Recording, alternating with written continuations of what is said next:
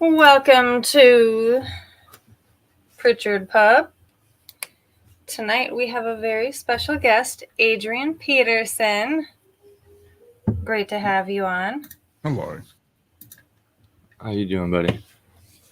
Tired. Supposed to be bedtime. Yeah, same. Thank you for joining us when you're supposed to be it's a pleasure. slumbering. Oh, there we go. Suppose it would help to get you in the stream here. Well, you can zoom in farther. You can see all my blemishes on eye. No, I zoomed out. I zoomed out. Yeah. So, yeah. And as soon as we go live, the baby's calling. Yeah, of course. So I will be stepping away in a second. So what we were talking about before the stream, we were just catching up a little bit. You said that you were dabbling around with some music, and you were asking me just to do like different techniques and stuff like that. Just you've been doing music for. I mean, I've known you for what, 11 years now. Yeah, it's been a while. Yeah. Just I obviously followed you when you were making music a long time ago. Yeah. Kind of got me introduced to everybody. So being able to kind of get into the heavy metal scene was honestly, I think I saw a photo on Facebook dated way back. I didn't even know who you were. I was like, that guy's covered in tattoos. I want tattoos. I want to take a photo. I want to take a photo with him. And you're just like, who are you? I'll take a photo with you. Sure. I was always down for photos. I didn't care. Oh, I did everybody. It didn't matter who it was. I was like, you have tattoos. I want a photo with you. He was like, you're kind of weird, man. Like, I'm asking people stop asking for photos. But I mean, it helps in the long run, Like, yeah. Being able to get into that music scene was nice because it branches out, as you know. Yeah, and there's something to be said about surrounding yourself with what you want. You know? If you want tattoos, being around people with tattoos is probably not a bad first step. Yeah. So, but yeah, for those listening, Adrian here is a voice actor, and he's also working on the audiobook for my debut novel, Mortal Descent. So. And it is amazing. He does really, really good work. I think that first sample you sent me, I listened to it all day at work until my phone died. Yeah, we were in the car listening to it over and over. I've probably deleted that specific copy like 7 times already, just going back and forth. So with the way you write it, like I love it, but then like my brain has a tendency to pick up on like different ways, like with you, like how you pronounce the the Dragon Queen, like Drothkuin, right? My brain won't say Drothkuin, it'll say Drothukin. And I'm like, that's not right. But then I don't do like segments. I just do one full take. You're actually right. It is Drothukin. It's closer. See? That's actually closer than Drothukin. Okay. Yeah. Drothukin. Yeah. The way I imagine it in my head is Drathukin. Okay. So Drothukin actually works. Yeah. Okay. Yeah. See, I would have done an entire take where I just said the wrong thing. I'm like, all right, well, now I'm going to go back and do the entirety of it again. Yeah, I hear you. And like there was, I think one thing like that in the sample that you sent me, and I didn't even care. I was just like listening. I was like, this is awesome. Like, just listening. Like it's, I have a tendency to be perfectionist when it comes to it. So like, that's good. And I do like like voiceovers and stuff for different stuff, which is nice, and the commercials and whatnot. But like. I'm a perfectionist and I hate it because every little thing like has to be exactly how I want it. So when it comes to a name, like how do you pronounce it? Like I know your last name, but my brain's like, no, it's not how you say his last name. You're gonna have to ask him how he says his last name. So I can pronounce it in the the voiceover, and it just wasn't something that was clicking. Yeah, it happens, man. And that's the glory of audio work. You can there's takes. You just do another take or whatever. It's fine. And then it's also the glory of being like a small author with, the book's already out and it has. It's amazing, by the way. Oh, thanks, man. I appreciate it. Like I'm like personally from like I'm a huge fantasy fan. Like that's what I go for when I look for books. But from an aspect of like a creator as well, I'm super excited to get in the book too, just because of the idea of living 1,000 lives. Oh yeah, is like something is just like I've wanted to write something about that a long time ago. But the fact that you're able to do that and transcribe it very well on paper, it was like I was sitting on my couch, just like could not look away. By the time I looked back at it, it was like 4 a.m. I was like, all right, cool. Well, I'm going to work today without sleep. That's awesome.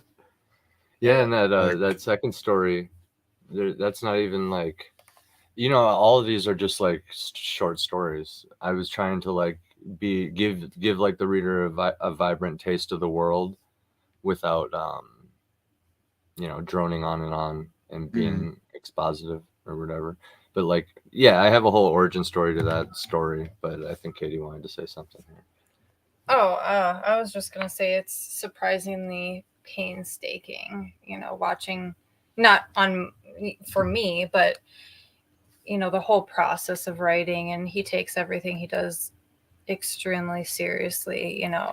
He plans it all out. It's wild to watch, but it's really cool, and he just has that dedication. I sure couldn't do that. So I have ADHD. It's not gonna happen. I think I have some stuff going on too, but I've just like channeled it, Hey, I mean, whatever works for a creative process. I think that's the secret, Well, if you want something bad enough, you can definitely accomplish it. Yeah. It's just, I mean, some people like, seen you play music and create music, and definitely was there when people said you couldn't do it, to where then you had music videos out. Yeah. And it got to the point where I'd show up at parties and people are like, "Hey, why aren't you signed yet?" Exactly. Like it got weird. Like it was like, how to explain it every time. I don't know. What do you want me to say? Like, I'm an independent artist. Yeah, exactly. Yeah. Like, out of everybody that we knew, I expected it was going to be you. And we could have. Yeah. And we were on like a scale where we could have started like internationally touring, because we had enough like awareness nationwide that we could have like dipped our toe in different cities around the nation, and then just kept doing that until enough people knew. A lot of bands, it's really hard to even get to the stage where you're like able to like have even just a couple people in a random city. Those couple people can help you find promoters and stuff, and like book shows and stuff, and open for the local bands even. But that's a place to start. Wasn't there a saying like that Minnesota was like the premier state for like small time bands to get recognized? Like, because the music scene is so big here that like everyone's just waiting for their next fix of certain music. Like, I think I can throw a rock in the general direction and 5 new bands have popped up that are just amazing. Yeah. That you find, oh, they're from Minnesota. Cool. I didn't even know that. Yeah, typical, right? Yeah. Some of our the loud and local bands on 93X are way better. I mean, most of them are way better than anything else on 93X. 93X is pick and choose what you want on there, but like that was the idea of like, I'm on the radio. Like, there you go. My voice is on the radio. And I was like, I've always just cherished like seeing friends succeed when it comes to like that. Like the absolute pleasure. It's like, I'm on the radio, even if it is for 30 seconds. I made it to radio. Right. Something as a 10-year-old you're like, I want to be on radio. I want to be in a movie. I want to, make music. And you just, it's not going to happen. Well, I got 30 seconds. Minnesota's awesome too, because we're right in the middle of the country, even though we're north. So we have the good location too. But, our arts in general, I was able to do modeling in town a lot. I did it internationally, but I could definitely stay here and model. And I actually just signed with a new agency. Well, congratulations. Thank you. I have to get my contract to them. Life has been crazy.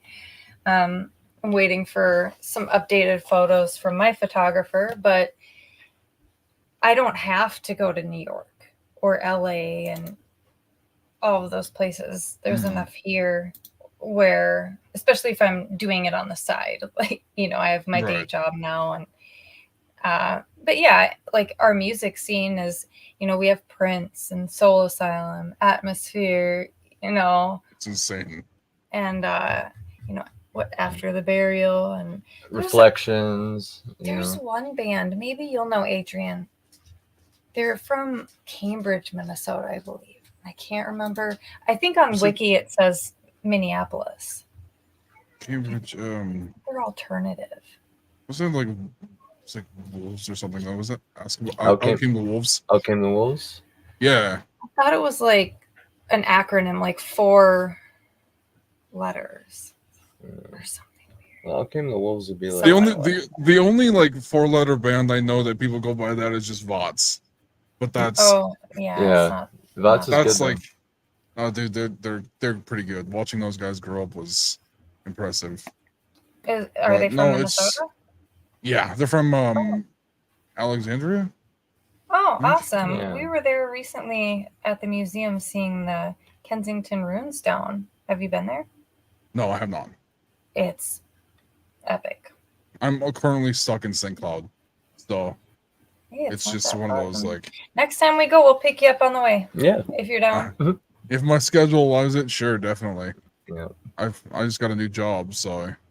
Congrats. But no, there's like, the music scene is ridiculous. It comes to like, you can't help but feel proud to be from here. Yeah. You know, and like I travel too. Like I've lived everywhere. You know, like last year I lived in Washington, and their music scene out there was techno. Yeah. You know, That's interesting. You know, and I'm like, oh, I like the music. It's nice, but it's not something, you know, you go 20 miles to the left, it's country music and like, you know, all this other stuff. Like, what do you listen to? Like heavy metal? What is that? So I'm like, they scream at you and it makes me feel happy. They've evolved from the grunge into techno, huh? Yeah.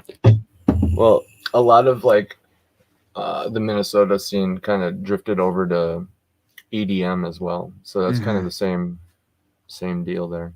And, you know, in regards of good scenes around the country, I know like Texas has an amazing scene. Florida has an amazing scene. New York, California, as much as I love Minnesota, just because California is almost like its own nation, it's just so big with like this crazy economy, you know, like Hollywood's right there, you know, so you just get all these bands, you know, like Avenged Sevenfold, for example, California, a lot. You wouldn't think it'd be that, but it's like the bands you grew up listening to were, you know, they're all specifically in that region. It's so big, and it's enriched with just culture and history too, which was, you know, like, but if you don't mind me asking, like when you started making music, right? Who was your inspirations that made you want to like start, you know, creating? Oh man, like Hawthorne Heights, Atreyu, Bullet for My Valentine. Oh, Atreyu, yes. The first time I heard them was on the like. Oh, what was it? In Lincoln Park, obviously. Chester Bennington, yeah. Yeah, I could just keep going. I could just keep going. Have you ever seen the movie Underworld? Like the vampire movie? Yeah. Like there was it the second one when Atreyu had like the special set DVD, like was it She's in Black was their song? And like I was probably like 11, 12, and I was like, what is this? And like I turned it on, I was like, this is cool. I like vampires. And then they started screaming, and I was like, I really like that. I have no idea what they're doing, but that right there was like, I want to do that. And if I can't do that, I'm gonna listen to it nonstop. Yeah, right. Just the idea behind it. How can somebody scream like that and then go back to talking normal? Right. Like it's, you know, it should be scary. I have a story about the first time I screamed, but real quick, I'm gonna give shout outs to the chat. We got Renee Virgo for you. How's it going? He says, hey, Virgo. Poppy. Hello, Virgo. We got Brian McCoppin. He says, good evening. Greetings to you, Brian. Hello. Welcome. Thank you. And then Stormcrow, he says, hi, I just got done listening to the Russian Victory Anthem. It was awesome. Hey, Renee. Virgos are awesome. But on the first time I tried to scream, I remember I was talking to a buddy of mine that I grew up with, you know. Hey, Stormcrow. Hey, McCoppin. Yeah. We were chilling in the car just talking about music and stuff, and kind of a similar conversation as this, and I think screaming got brought up, and I was like, oh, that's not hard at all. How hard could it be? And I tried, and I was so embarrassed for myself. I thought I could just belt it out. Just like, oh, how hard could it be? You just scream. Right. Well, I challenge anybody to just to just try that once, and then hopefully you're not in a public place or nobody heard you, because you get humbled real quick. Yeah. But I took it almost as a challenge. I like obsessed about it and started learning and practicing and stuff. I would say that was like the kind of around the time I haven't done it since, a teenager or whatever, but like when I met you guys around 18, 19 years old, it was the idea of like you guys were sitting in the living room and like just screaming. I was like, I want to do that. And I would go and I'd practice at my apartment. And like my neighbors have to think I'm fucking insane. Pardon my French. Like it's 3 a.m. and like I'm screaming like I'm a dying pig. Right. Or like, really pissed or something. Oh yeah, just like what's happening? And my neighbors at one point were like, "Are you okay?" I'm like, "Yeah, I'm fine. I'm just There's murders happening. Just trying to perfect this scream. Yeah, it's not working. It's done properly. You're not gonna lose your voice. Like, I remember listening to Senses Fail. I was screaming to, I think it was Irony of Dying on Your Birthday. It's from Let It Enfold You. I'm pretty sure it was that song. And I kept doing it. My friend, she was egging me on because she's like, you sound just like him. And I lost my voice for, it was like 2 or 3 weeks. And I was terrified it was never going to come back. And so it was not good. Oh, I practiced too hard. Voice gone. Yeah, no, if I would learn my diaphragm screams, I would have never, like even today, I don't want to do it as much as I did. Because of the voice acting stuff now, but I still catch myself sometimes, like when I'm in the car or something, like a song will come on, like Guilty Pleasure, Asking Alexandria. Like whenever the old stuff comes on, I have a tendency just to belt it out, and like my voice will suffer afterwards. Awesome. And that part. Danny Warstop never screams correctly. He's the one reason why people have no voice. A wild rose appeared. Hello, Rose. She says hello. Yes.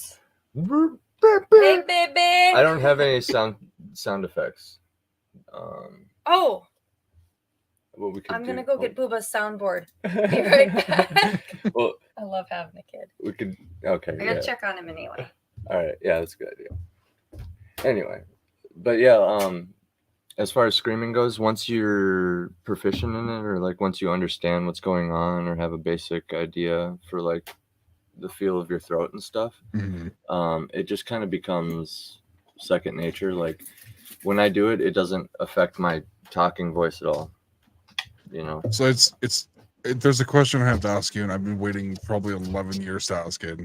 Your music video shot, yeah, all those years ago, the one that I still have saved in my YouTube saved playlist. That poor girl was sitting on that chair. Please tell me you didn't actually just scream right into her ear. No, she has hearing problems for the rest of her life just to get that 30 seconds. No, we didn't. We spared her that, but that was a really interesting learning experience. Kind of like the acting aspect of it. A little bit, yeah. It was like I'm acting now. I'm an actor.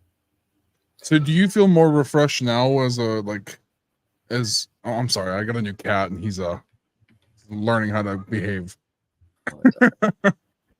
As a person that has, I would say you've had about 15 years plus experience now with, the industry and stuff like that. Like, could you talk to your younger self and give you pointers on what you're not supposed to do now compared to as back then?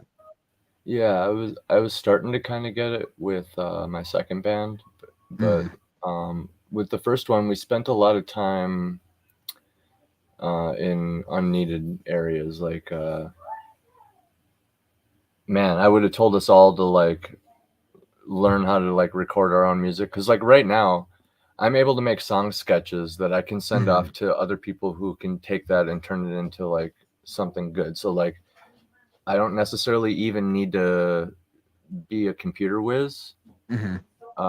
As long as somebody can just like convey an idea, like very simply, with like even if it's not the best quality, like getting that sketch, that means the song exists. I can do that right now, and it didn't take me very much to learn that, you know, and I basically already knew how to do it.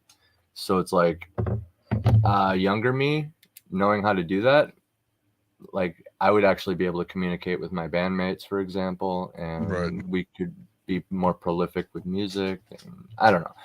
I would say just keep working and keep learning, because I think there was a period of time where I was so focused on like mastering vocals and like lyrical writing and stuff. You know, I'm proud of my writing. It's fine. I've been writing since I was a kid and stuff. So it's like I was really trying to lean into that. And I do have to apologize too, because like it's a bad habit of mine. I do like a podcast talk show weekly, so I tendency to ask the people questions, and I know it's your podcast. Hey, so no, it's fine. And I'm the guest. The good thing about these live casts, we've been doing them spontaneously, and it's kind of just like talking with what's on the whatever's on your mind. So it's like it's fine.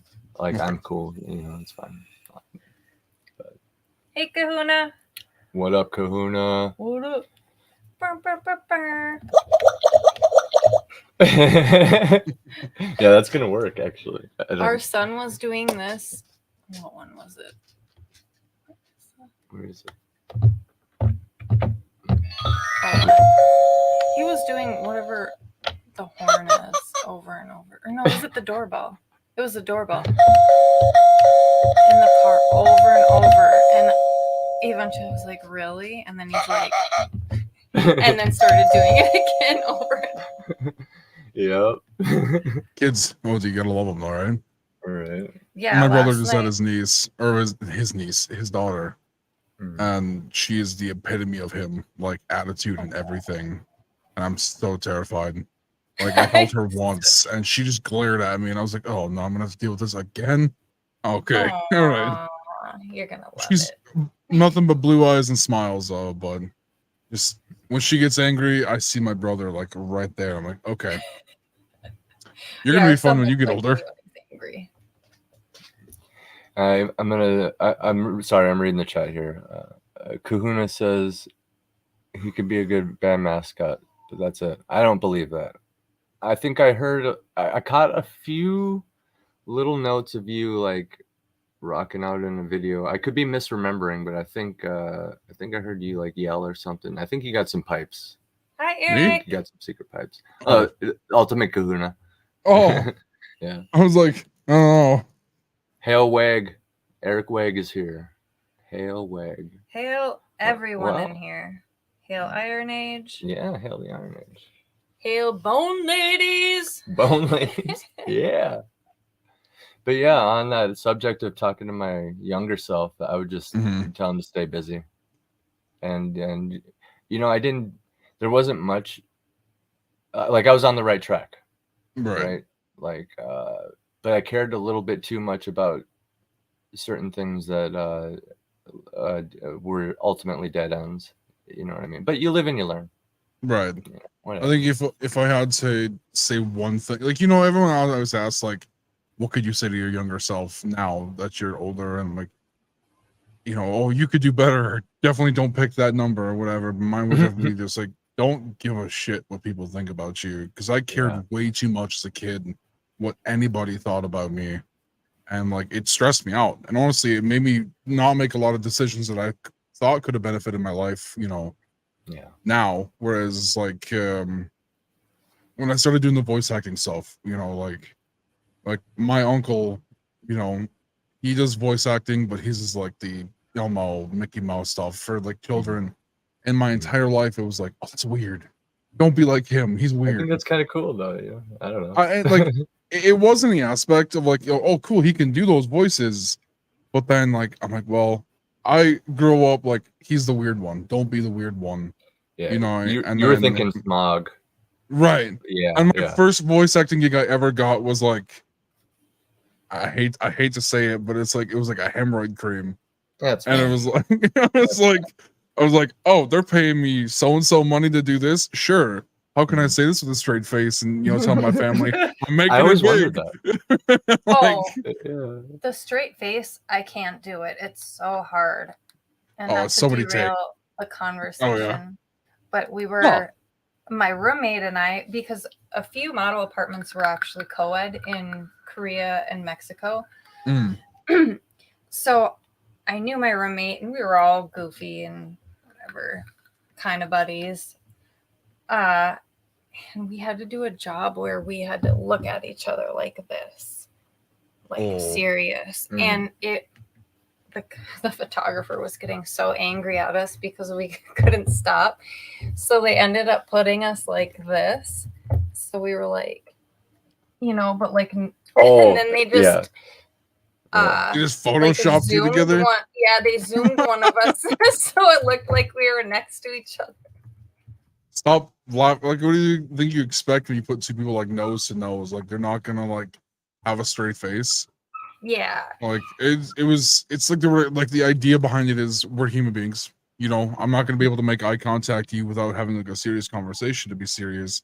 If you get me to just stare at you without saying anything, I'm gonna laugh. Well, there's a connection. connection. Gonna happen. Yeah.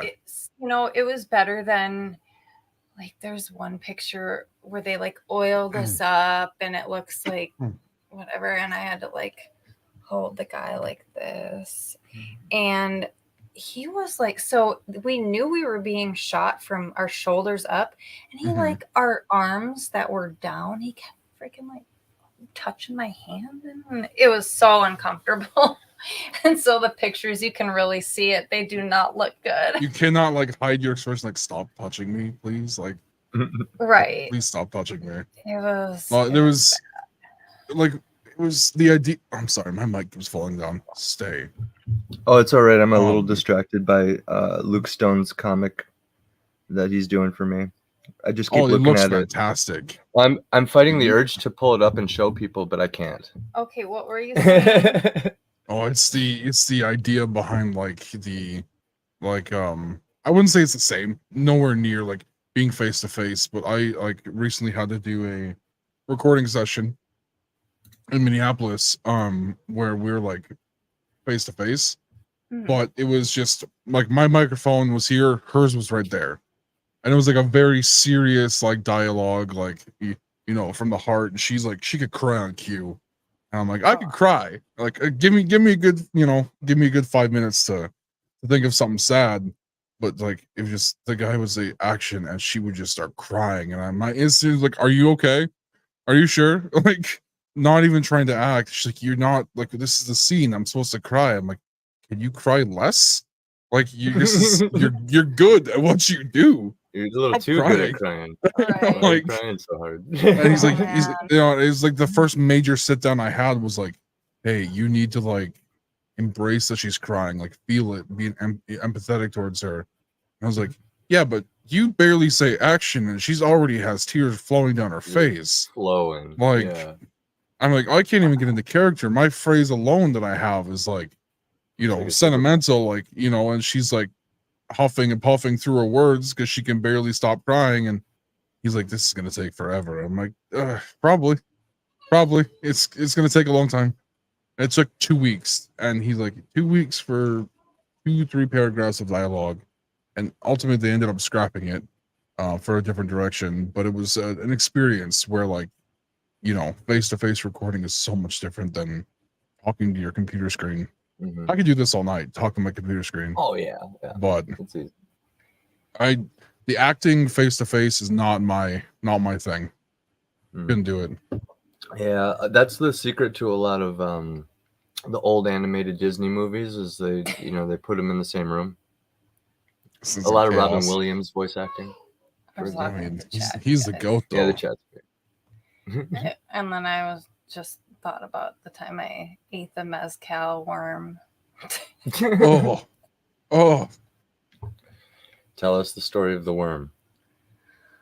The legend. I found a local in Mexico City and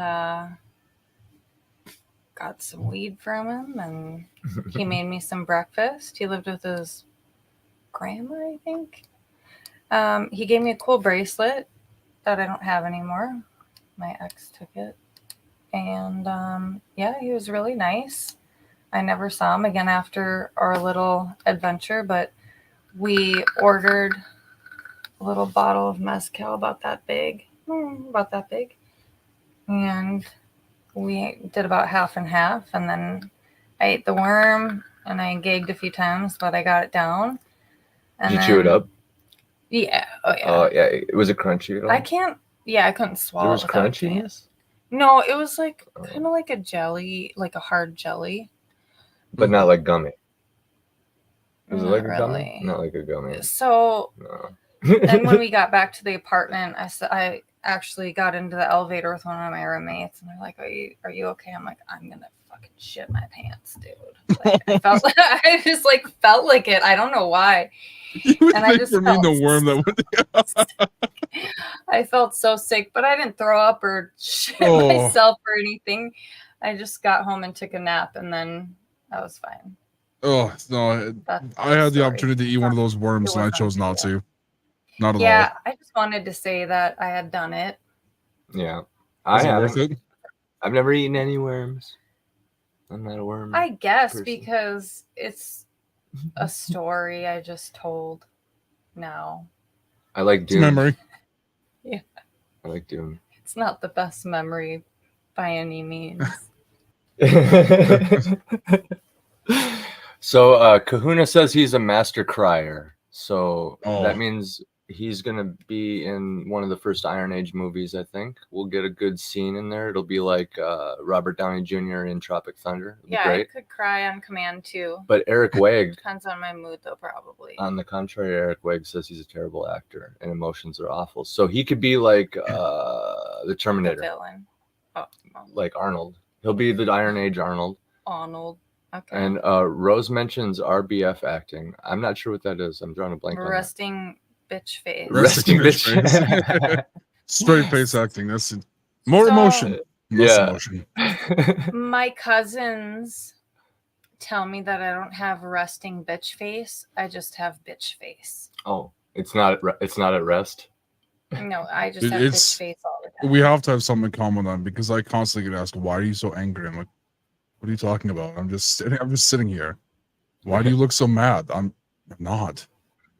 It's just like my thoughts, like my facial expression expresses how I feel in the inside of my thoughts, and my therapist, you gotta stop thinking so much because your face has a tendency to not hide your disgust. So like I'm like, yeah, it's inner thoughts, and I was like, suddenly you just got that Dick Cheney scowl. I relate. I had to work on that, but wearing my emotions, or like everyone knows how I'm feeling. Or, you know, I don't really hide it. You're basically an actor. It's not like I don't lack a filter. I just don't care, you know. I never necessarily thought that as a bad thing either. It's like, yeah, hiding your emotions is one thing, but not a lot of people can wear their heart on their sleeve, as I think the saying goes. So it's like I would definitely like embrace the fact that you can express yourself like to the fullest rather than, you know, brick wall it up, because, you know, at least you get your point across real fast. You know, this is how I feel. You know, it might be scary at first, and it might cause a lot of arguments, but at least, you know, you're not shying away from the fact a little that more genuine, maybe. Sometimes. And at the end of the day, you know, honesty does hurt sometimes, but certain people can appreciate it. That's what tact is for, though. Yeah. And, you know, there's nothing wrong with being stoic either, but I definitely appreciate men that tell their kids I love you. It's, you know, I think we've all seen those dads that won't tell their, especially boys, I love you. And you know, I've actually seen male and female people that have a hard time saying I love you, where I will tell anyone, not anyone, but, you know, my friends, I say it all the time. Right. Because I do love them. Yeah. And I don't think that there's anything wrong with telling them I love them. If they don't say it back, that's fine. Yeah. It's not for everyone. I think that's definitely, I agree on that aspect wholeheartedly of like, I wouldn't say I say I love you a lot, but my family wise, like any chance I can get, my mother, my brother, stuff like that. My brother will not say it back. I don't think in the last 27 years has he ever said I love you to me, except maybe once when he was like 10. And that's because I reached like for something on the top shelf and got it for him. And he's like, I love you because you're my big brother. And even to this day, like, so where's that I love you? He's like, nah, you're not getting that. Sorry, dog. Like, You ain't getting it. you're not getting that. I tolerate you, but Yeah. that's about it. I'll say it to And my brother, and he won't say it back, and I don't even care. I'm like, bitch, you still heard it. You still heard It still means much. My tendency, I apologize for it, is when people say they love me, and like I know people, like you express like I love you to my friends and stuff like that. I'll automatically just go, that's nice, and like I'll feel good, but like that's nice, and I'll go, wow, that was a dick thing to say. You should probably think of something better besides that's nice. Tact, as she was saying. I laughed at all wives can be great actors. All wives can be great actors. Also, Kahuna makes a good point. We don't want them to be gay. So we don't say I love you. As fathers saying it to their sons, we don't want them to be gay. He's joking, obviously. I appreciate that you tell your kids you love them. Yeah, Eric is I love you to his kids. Shout out. It's a big thing, definitely. Shout outs to everybody. Yeah, I married you for every reason in the world, pretty much. But the fact that you, express your emotions and process them and everything in a normal, healthy way as men. It's sad that a lot of men are afraid to do that. Our society is really weird about like, oh, men don't, they don't cry. And we're still like that a lot. But, it's really important for men to be able to do that and feel like they have a receptive, safe place to do that just in general. Mm-hmm. But the fact that, you love our son and express it to him, and I know you always will, is really important to me. So I respect that a lot. Would you say like before you became parents and after you guys are parents, you're just completely different people? Like you just feel like not completely different. I wouldn't say 100%, but your protectiveness is gone. Like, yeah. So there are a lot of things. When we had Xander, I definitely, you start thinking a lot about how you were raised, and what you want your children exposed to, especially at home. Right. And you really have to take a long, hard look at yourself and decide what you want your child to see, and it's extremely important to us to, and, I don't think that people should just make it work for the sake of their kids, because if they're seeing a relationship that's not healthy, that's not okay. And we want to set a really good example for Alexander, because we don't want him to treat people the wrong way or put up with, some BS or whatever. Right. Mm-hmm. And Andy and I have both been through some fucking horrible relationships. Yeah.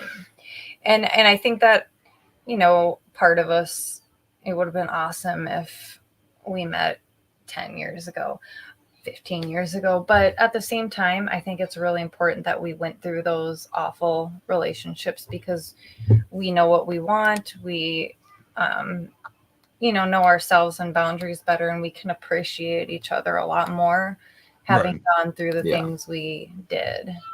Oh yeah. So, but back to, sorry, I'm like derailing it. No, I actually really enjoyed that. No, I'm all for derailing. That was good. Like the ability to express, like, you notice how you, like you said, you're thinking about how you were raised and how you don't want like your son to be in that situation. Yeah. So you're actively on a daily basis, like, what can I do differently so he doesn't have to experience the same shit that I experienced is already a sign of growth. Because there's a lot of people that just go, well, since I went through it, I might as well just do the same shit my parents said to me. Yeah. And Some people can't be the cycle breakers no matter how hard they try to. And that's like where I try my best with my niece, like I'm 28 now. I thought like my brother, he's 25. He's got a family now. Would I want to have a child now? I would say what's that the thing, late bloomer? Like I'm just starting my life. In my early 20s, I didn't know what the hell I was doing. I thought I was gonna do music. I thought I was gonna do drawing, be a tattoo artist, travel, all this other shit, and you still finally found my niche. Yeah. How old are you, if you don't mind me asking? 28 now. Oh, okay. I'm 35. 33. I'm 28, but I feel like I'm 42. Yeah, 33. I'm whatever year it is. Yeah, so it's yeah. Yeah. So catching up on the chat here. Let's see here. We got.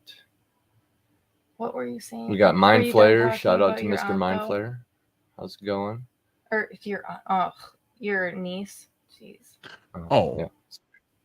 My niece is just like my niece is like, I know it's my brother's daughter, but I can't help but like whenever I see her, like in general, like don't touch her, don't do this, don't do that. I get called the grumpy uncle, so they call me Gunkle. So it's a good like name. I love it, but like me and my brother, like we don't hide our emotions. It's just brick face, anger, or whatever. And when he was walking in public, like we had a bet going on, and it's whatever. But I bet him $200 he would pass out while she was being born. And he said he almost did. So like I miss it, but now there's this just running joke that she's a $200 baby. Oh my gosh. So. Well, I mean, okay, so if the recent $1 million magic card thing taught us anything, it's once a price has been paid, that's the value. Like, well, I haven't paid my $200 yet, so I mean, and the way inflation's going, it's going to go up. Yeah, I mean, imagine like 50 years from now. Yeah, I know. Don't say so expensive. Well, I mean, some good news is the housing market's about to crash. Oh yeah, it's great. I'm gonna buy me a house. Yeah, do it. I mean, that favors people who are a great age, who are willing to do it. Oh, Rose wanted to know how long we were together. Hi, Mind Flayer. So we met on March 11th in 2020. I sat at his blackjack table, and he was the dealer at the casino. And I hadn't played in like 5 years, and I just felt like it. I was kind of going through some personal stuff in life, and I finally felt like being a little bit social. So I scoped out the tables and saw one that looked like good vibes. The dealer was charismatic, and it just seemed nice. So I sat down, the pit boss came over, asked where the hell I've been. And so we got talking, and the pit boss brought up Taylor Swift. Oh, do you like her? I'm like, I got her first album when it came out. There's a few songs I don't mind at all. I like all kinds of music, but I usually listen to this, and I named some bands that nobody knows, and he knew them, of course. Mm-hmm. And he only had about half an hour left of work, and he usually left early on his early outs, but for some reason he stayed that night. And I think it was knowing that we were about to have a shutdown. Yeah. And he paid me too, by the way. Yeah. But yeah, I walked away with the dealer. No, that's not what happened. So I was going to ask him for his Facebook or something. And I was not at all thinking about him in a romantic way. I actually, after my previous relationship, I didn't want anything to do with, I wanted to be single and do my own thing. And so anyway, just as friends, you know, because of the music and how hard it is to find people with such similar tastes. I, you know, thought about asking for his Facebook or number or something, but I didn't because I'm like, am I going to get kicked out for harassing the employees?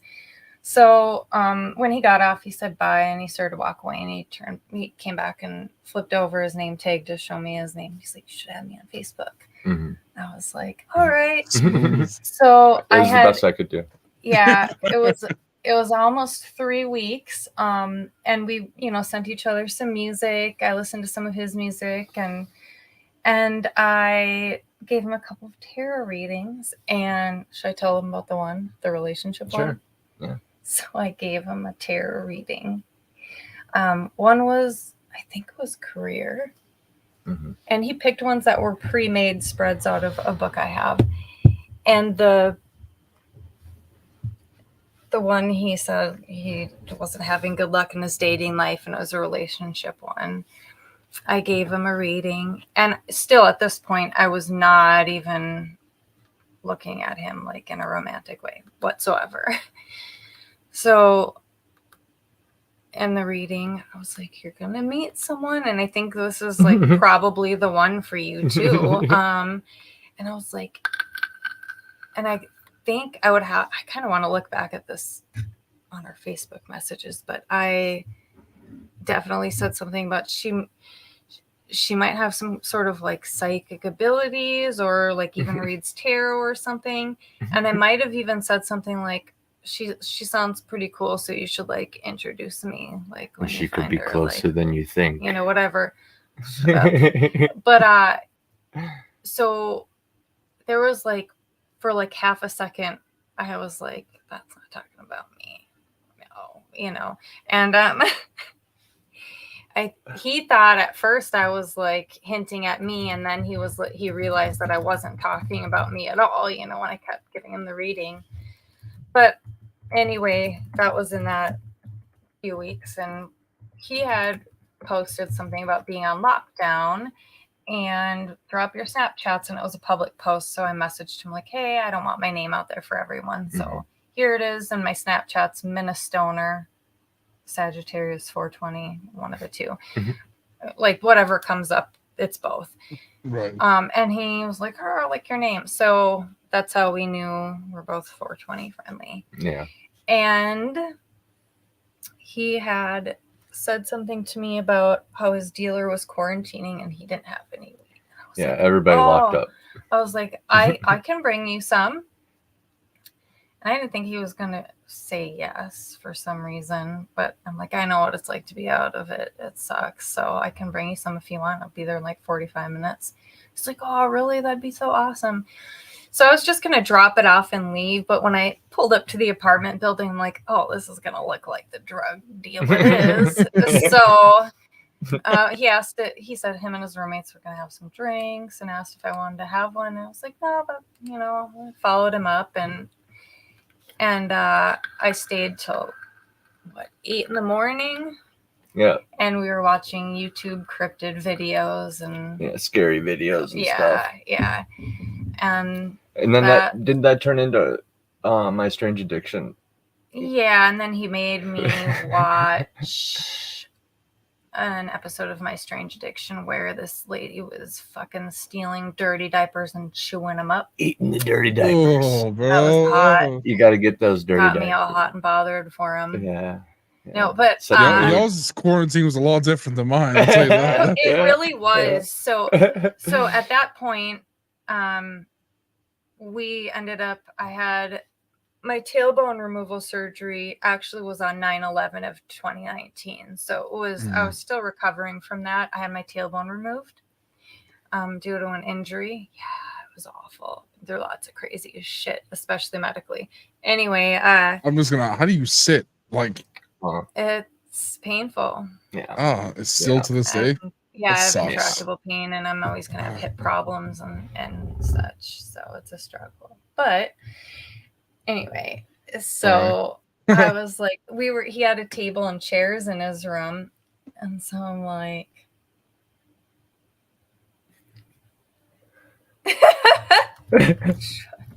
okay, sorry, Kahuna.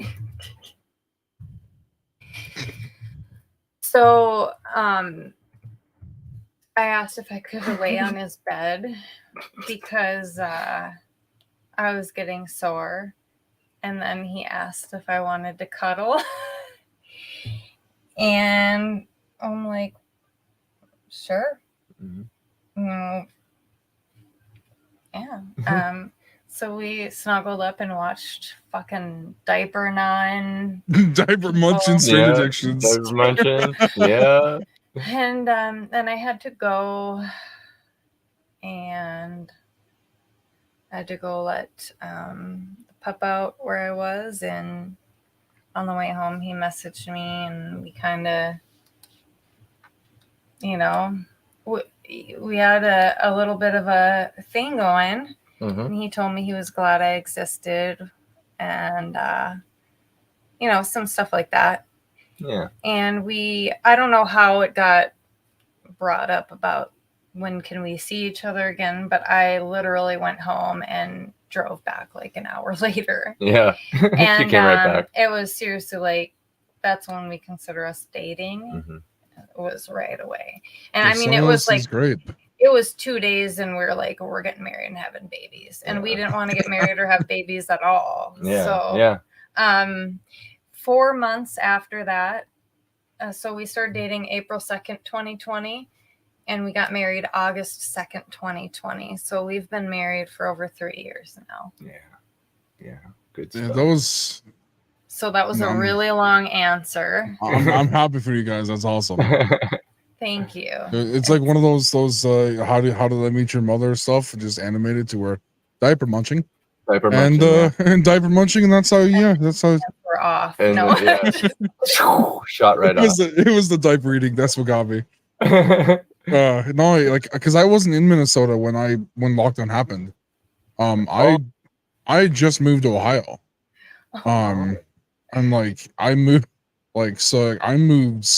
December 19th of 2019, and like 2020 hits, or like January or whatever. And like, how did it happen here, like in Minnesota? Was it like a whole announcement came out, they said don't leave? Like, it was like okay, so I was working, and then like I wasn't working anymore. I got a text from like the director of the whole department at the casino. He literally personally texted everybody and was like, hey, don't come in.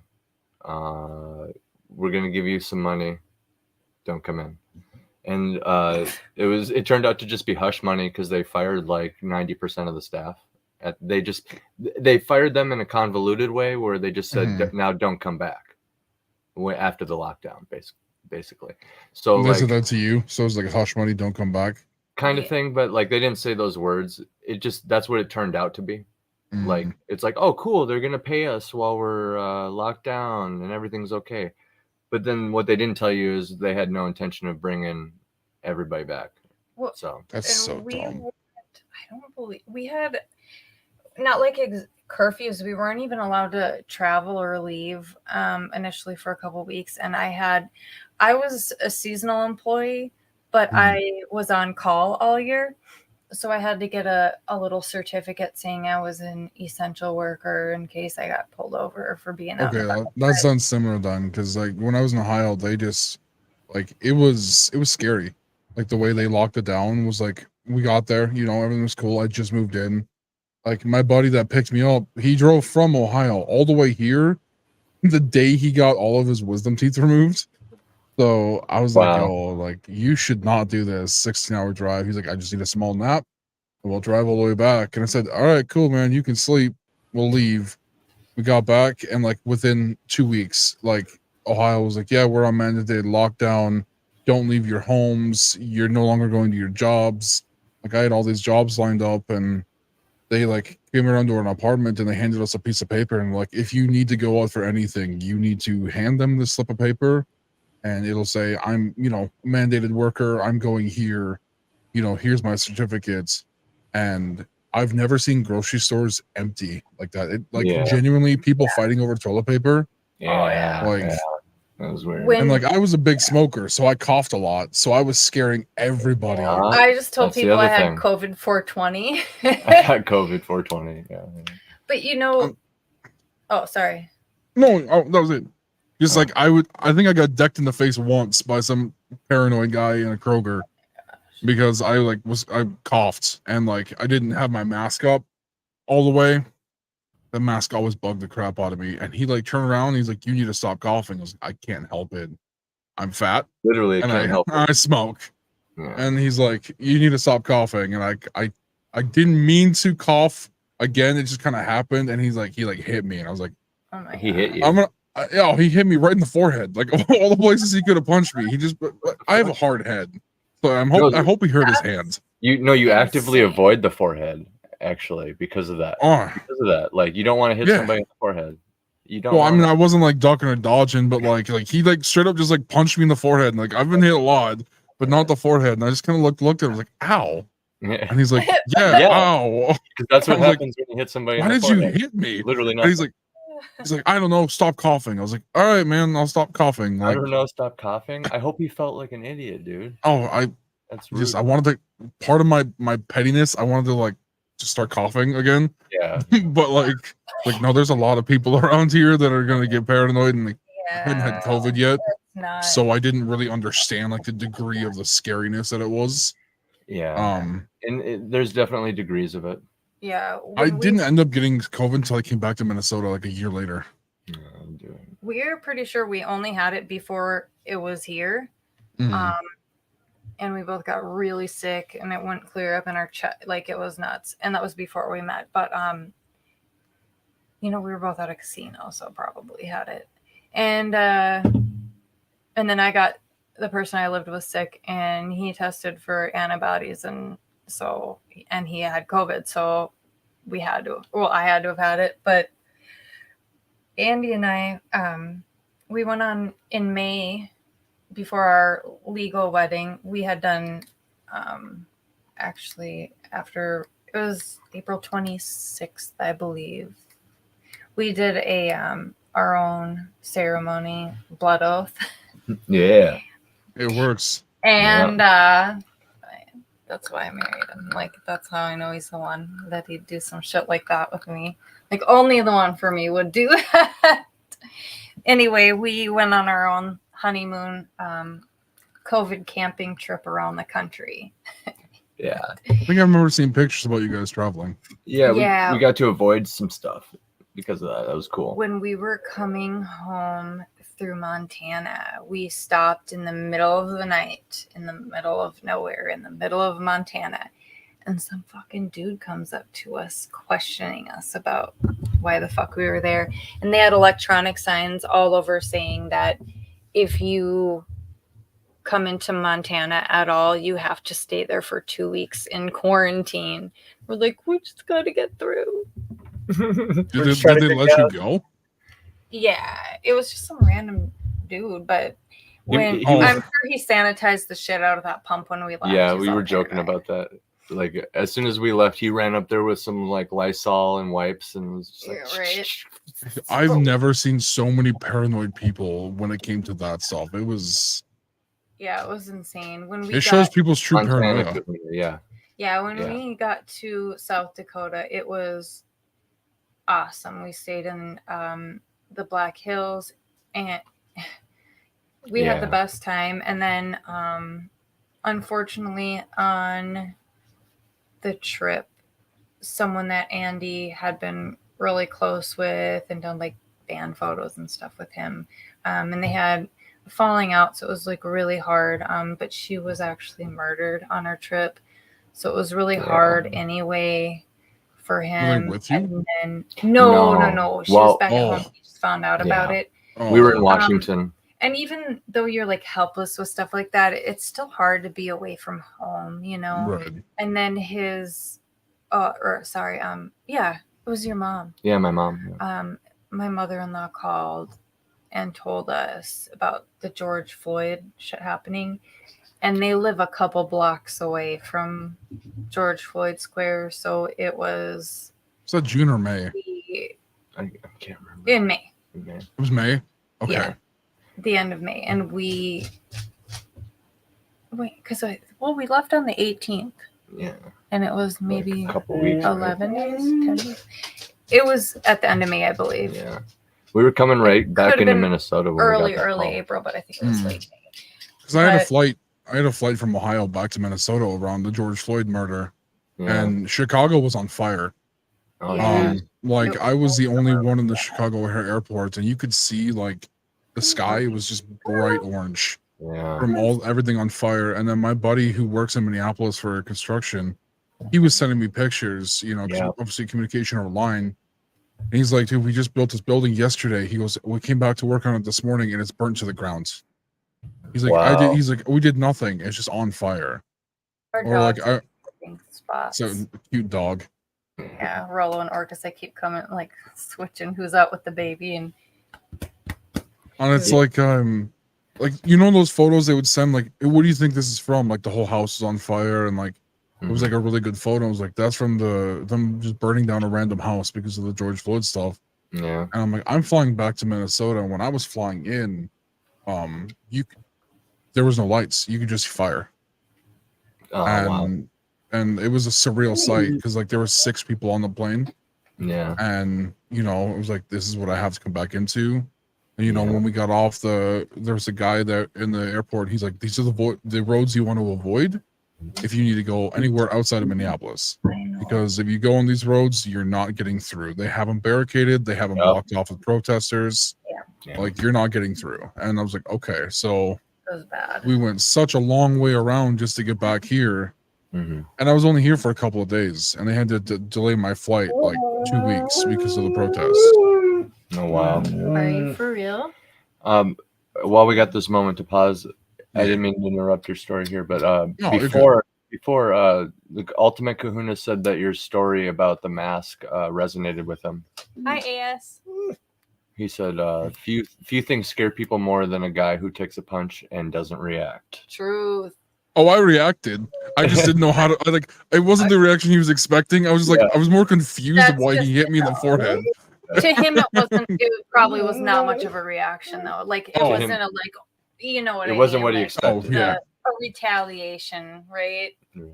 I mean, I give him more kudos for the fact that he was like 5'5", and I'm like 6'2", 6'3". Short man syndrome. So like. He had to swing upwards and hit me, and it was a good shot. Like he directed it, but I was just like, hit me, like it works. Yeah, I just hit a random one. Wasn't expecting that. There we go. Which one is that? Those 2 are good. Anyway.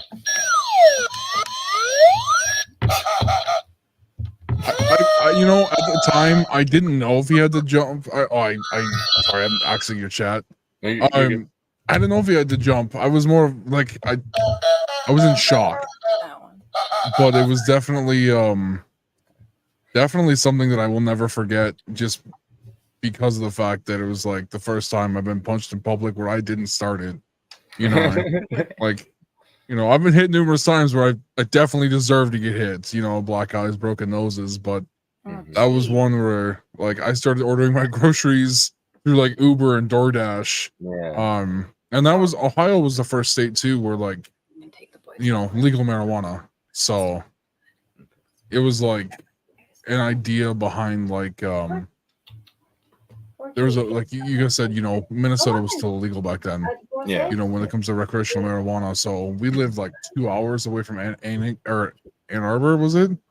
And my buddy or my roommate used to go up there and he'd get like a pillowcase full of weed. Oh, wow. And he'd bring it back and he's like, this is about a 6-month supply. Here you go. Yeah. It was just like, dude, I've never seen so much weed in my entire life. Like that's just there's so much. And then I moved to Washington and I was like, I should not even be be surprised. Like this is you go to a legal state after that and it's like nothing. I was so nervous. Yeah. I was more nervous going into a legal pot shop than I would have ever been buying weed illegally. Right. Like I was just like, what do I do? Usually I know what I'm doing. Here's like $20. Give me that. Yeah. So many options. And sometimes the shops will like at least in the early days, they'd make you like give them your email and stuff. Mm-hmm. So they could email you when it's all ready. or whatever, text you. Well, this one was nice because they like had it all there. So edibles and like, you know, cones and stuff like that. But yeah, sleepy baby. Yeah, he might have kissed goodnight. He's sleeping. But anyway, what were you saying? I just like, I was just surprised because, like, you know, it's like a bar. They walk in like, can I see your ID? Are you over the age of 21? Right. And I show them that. Like, all right, man, have fun. I'm like, what am I supposed to do here? What do you mean have fun? It's just a cash store. He goes, go in, grab what you want, have fun. We'll give you some free stuff. And I was like, all right, cool. So I grabbed like a bunch of like suckers and lollipops. He's like, yeah, man, you want to be careful with those. I was like, it's a sucker. He's like, It's different though. Yeah. He's like, like, have fun with that. He goes, make sure you go home and eat that. Yeah. I was like, okay. Like, well, because it like it digests differently, you know. Oh yeah. Have you tried one of those drinks? No, I haven't. Yeah. They say you're supposed to take it because it says like relaxation, you know, and you know, but like it's relaxation where you can't feel your limbs and you better sit on that couch for another 5 hours. You ain't getting up. But for real, I tendency to like when you write, right? Yeah. Can you do it better? Like, I know people lost that a lot, but like, do you smoke before you write? Oh yeah. Okay. Smoke. So I have a tendency to smoke before I do my voiceovers because I feel like I have a better creative process. It helps me relax in a way. Like it's like I've done it enough times before doing chores and stuff that my body kind of gets more motivated. So it's like when a person smokes, your heart rate always increases at first, like because of the rush or whatever, the first initial onset of it. Like that happens with everybody, even if it chills them out. Like it's still raising your heart rate at first, you know. So it has a way of waking me up. Like I wake up, and then like it gets me motivated. You know what I mean? I can go do the dishes or like fix the fence, whatever. Right. You know, so it's like everything. It's very medicinal for me. Like gets me hungry, helps me sleep, helps me be creative. Like if I'm having writer's block, I could just literally keep smoking until my mind changes. Like I change my mind. You know what I mean? So that's a different way to think about it. If I keep smoking, I'm just gonna like end up taking a nap. I know what you mean. And I think it's just because of how long and how much I have. It's almost like cigarettes to me. It's like just like vaping, you know. It's like my mind changes. I have a different state of mind after. I'm more chill and stuff, but like it's not like noticeable in any sort of outward way, you know. I could literally you can function, and I mean, oh totally, yeah. You wouldn't even be able to tell. You'd be able to tell if I wasn't, maybe just because maybe I'm like stressed or something. I don't know. No, I get you. But I mean, it's definitely stuff. It's the creative liberty I feel, and like I quit smoking cigarettes 2 years ago, and I've never been happier. And I tend not to try to smoke weed. I like edibles better. Yeah, but unfortunately, the edibles that Minnesota gives you is not the edibles I can have while I do voice acting. Because I'll take a nap, and that nap will turn into a sleep. Yep. And so there, you know, with edibles too, it's like that because it's like it affects your body more, and it's different than like smoking it because, like I said, your body's breaking it down in a different way, and it actually becomes a different drug. Like your body processes it into something other than what you're smoking. You know what I mean? Right. So like a seasoned smoker like myself, I don't do edibles very often. I could take an edible and just lose my mind potentially because I technically don't have a tolerance for that. You know what I mean? Even though it's the same thing, it's weed, you know. It's just a different way that I always like to kind of contribute like edibles are like a psychedelic high for me, like a head high. Yeah. Whereas like smoking is like it starts in my chest. Yeah. But it just like the creative stuff behind it is definitely kind of what I was going for. Like I don't do it recreationally as much as I think I should. Yeah. As you know, but when it came down to like, if you don't mind me asking, with your book, if you don't have, you can't say if you don't want to. Mhm. It's the stories that you're having me write or like to have me voice over. Mhm. Are those just like snippets of like what you're gonna release eventually?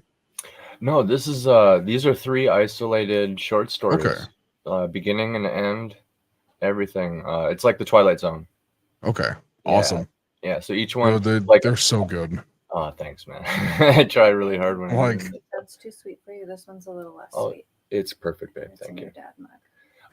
Real quick before we continue on that subject, Kahuna wants to know if you produce your own projects or if you just send your voice samples to other people. I do a lot of like script reads. Script reads in general when it comes down to like I have a group on Discord that I have a bunch of writers. Like I have yours that I'm about part of. Then I have a voice actors association that I'm part of where you know, people that have their scripts, they write them down. Each Thursday we do a voiceover reading for like you have like your newer upcoming voice actors. They'll Mhm. come in that are newer to it and like they'll have like, nothing's wrong with recording on your phone. Right. You know, I could record on a walkie-talkie and I'd still be practicing. Exactly. You know, and I was blessed to have like studio equipment and like, one of the best microphones in the business at the moment. Yeah. Just because of I had the ability to splurge, what I kind of regret buying this $800 microphone because it's a heavy piece of crap, but It is what it is, just, though. it works though. And but they have like a list and they give you scripts each week and like your designated spots are like, veteran voice actors to paying voice actors to non-paid. And like there's a guy that kind of mediates everything. So he'll do like, okay, it's Monday, have your scripts in, give them to your voice actors, they'll do the voice acting, they'll take that script, they'll send it in, and then they're like, cool, we got a job for you. That's And like, all right, cool, what am I doing? You're doing this commercial for India, or you got a commercial for this video game coming up. It's like, yeah. Oh, go ahead. It's like what it's like what she does with modeling. Yeah, it's like I have a manager, but not a manager. He's like a group manager. That's cool. Yeah, we're still independent contractors. Yeah. Yeah. And what's so nice about it is, and I'm finally able to talk about it, and I just got the green light like last week. I have 2 voice roles coming up. One, I'm in the new Destiny 2 DLC. Nice. I can't unfortunately say who I am. Yeah. But you get to see me a lot. And then the other one is the new Cyberpunk DLC. That was also one coming up on September 26th. That one was like I'm a huge Cyberpunk fan. So like when they reached out a long time ago, I was like, yeah, this is a scam. Like I'm barely in like tiptoeing my toes into the voice acting. And he's like, we're serious. Like send this part in. Well, what's the worst they can do? They can say no. Yeah. Right. But as an up and coming artist, you're like, yeah, but no sucks, man. Like no is discouraging. Yeah. And I've gotten probably 10,000 no's by now. I've wanted to voice act anime. I can't cry. And that's the problem is they're looking for like males that can like get in their emotions without like sounding like a villain.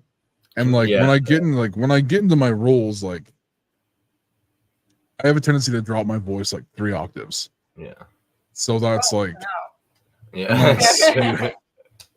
I'm not that to me is like a practice like it took forever to do. I base it off of screaming actually.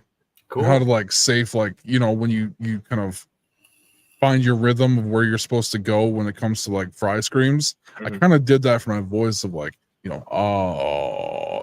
the same thing. Exactly. Once you get a feel for your throat, you can do voices. Like I can't do like high pitched ones, but like the deep voice like fear me shit is like the best part. Like one of my inspirations, the voice actor for Madara. He's this skinny, lanky white man. Mhm. But when he's like talking normal, he's like, "Yeah, how you doing?"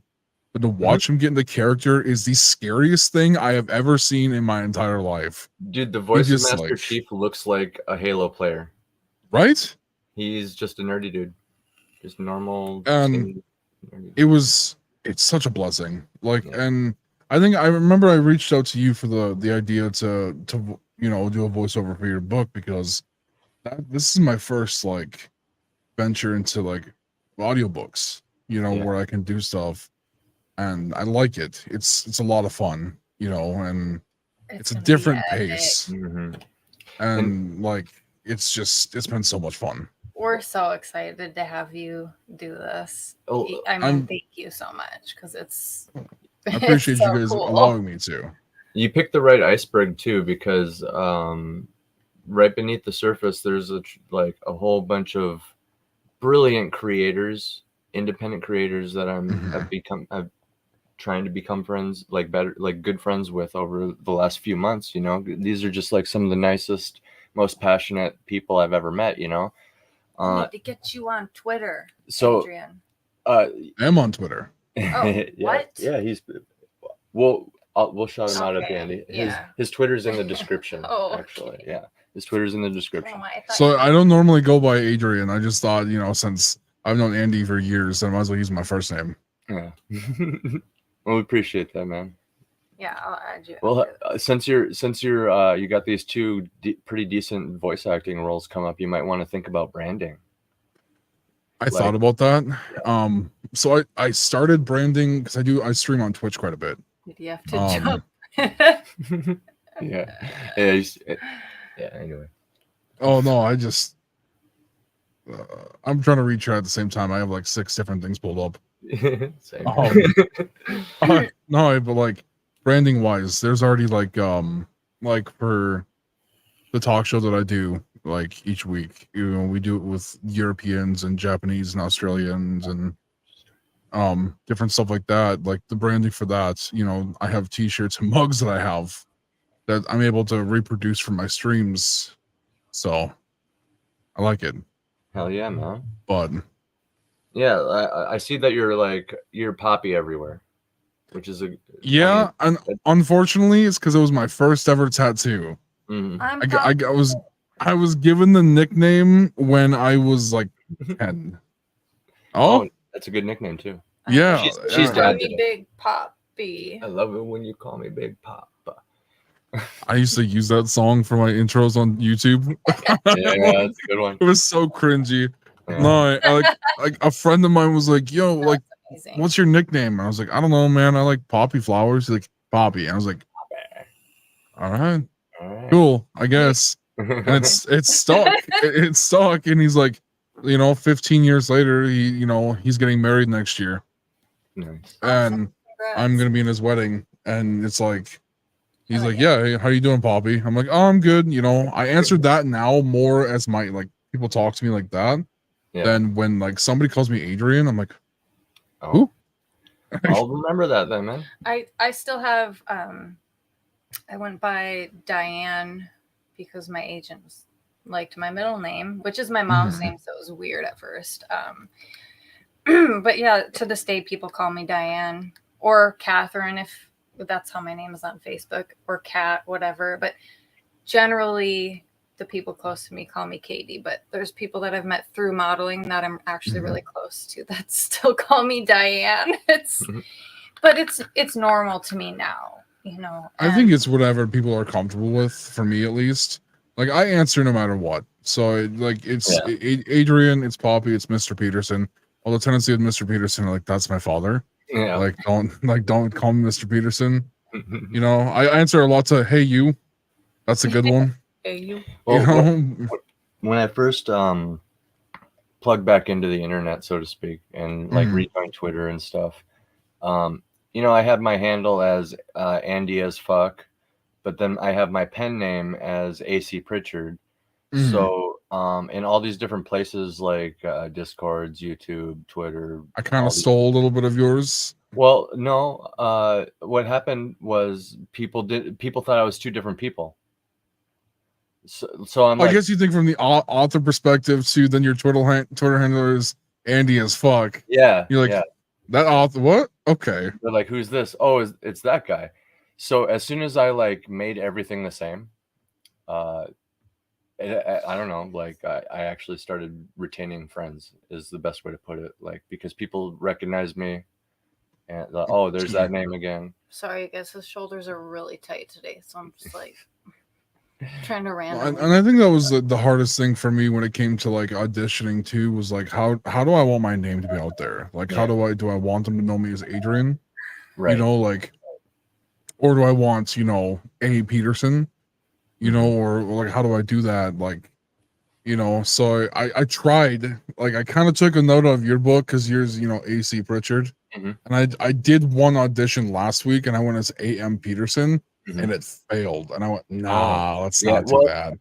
If you got a bad vibe from it, then that's probably a sign. Yeah, and that was like the vibe. Like I was like, like he liked what I did, but he's like, your name is like doesn't ring. Like, how do you? I'm like, well, I've been Poppy for so long, so like, there's nothing that says you can't just have Poppy as your handle. Of course, there's the argument of I was this person first compared to well, but there's a few there's authors so many people right now. There's a few authors that go by just like their Twitter handles. Like there's the Lord Otter. That's literally a pen name also. So like his books are by Lord Otter. There's Black Knight by Black Knight. You know what I mean? It's more acceptable to have like names like that these days. And he is trying so hard to get underneath that door. I'm so sorry. You're good. What are you talking about? Because as you said that, our dog, they keep crawling under our chair. So as you said that, our dog was crawling under my chair.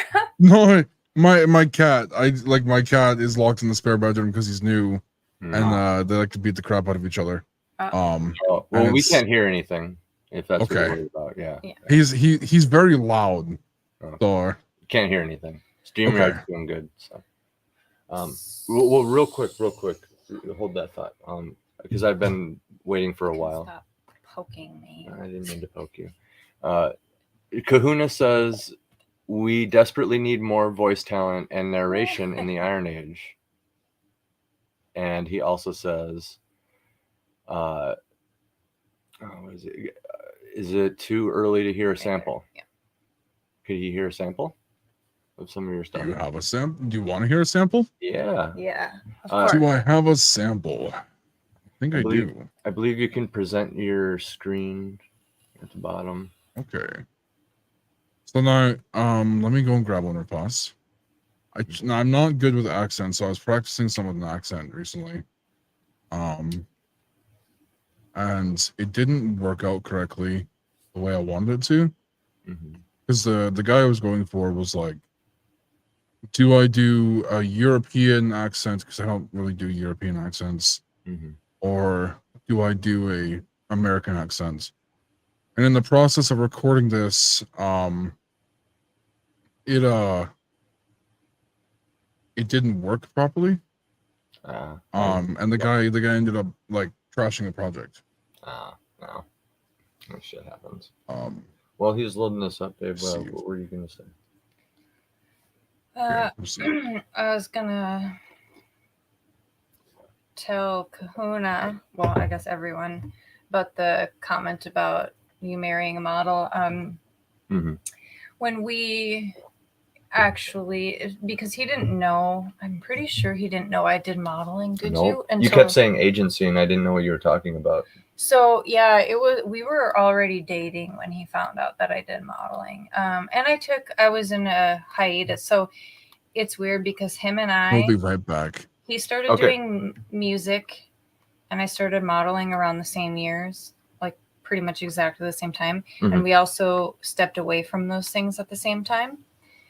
And we both heavily bonded on our experience in the entertainment industry, because while music and modeling are two very different things, we definitely, how do I explain it? There's a lot of similarities. Yeah. And we both understand a lot of what each other are talking about, where most people just don't get it.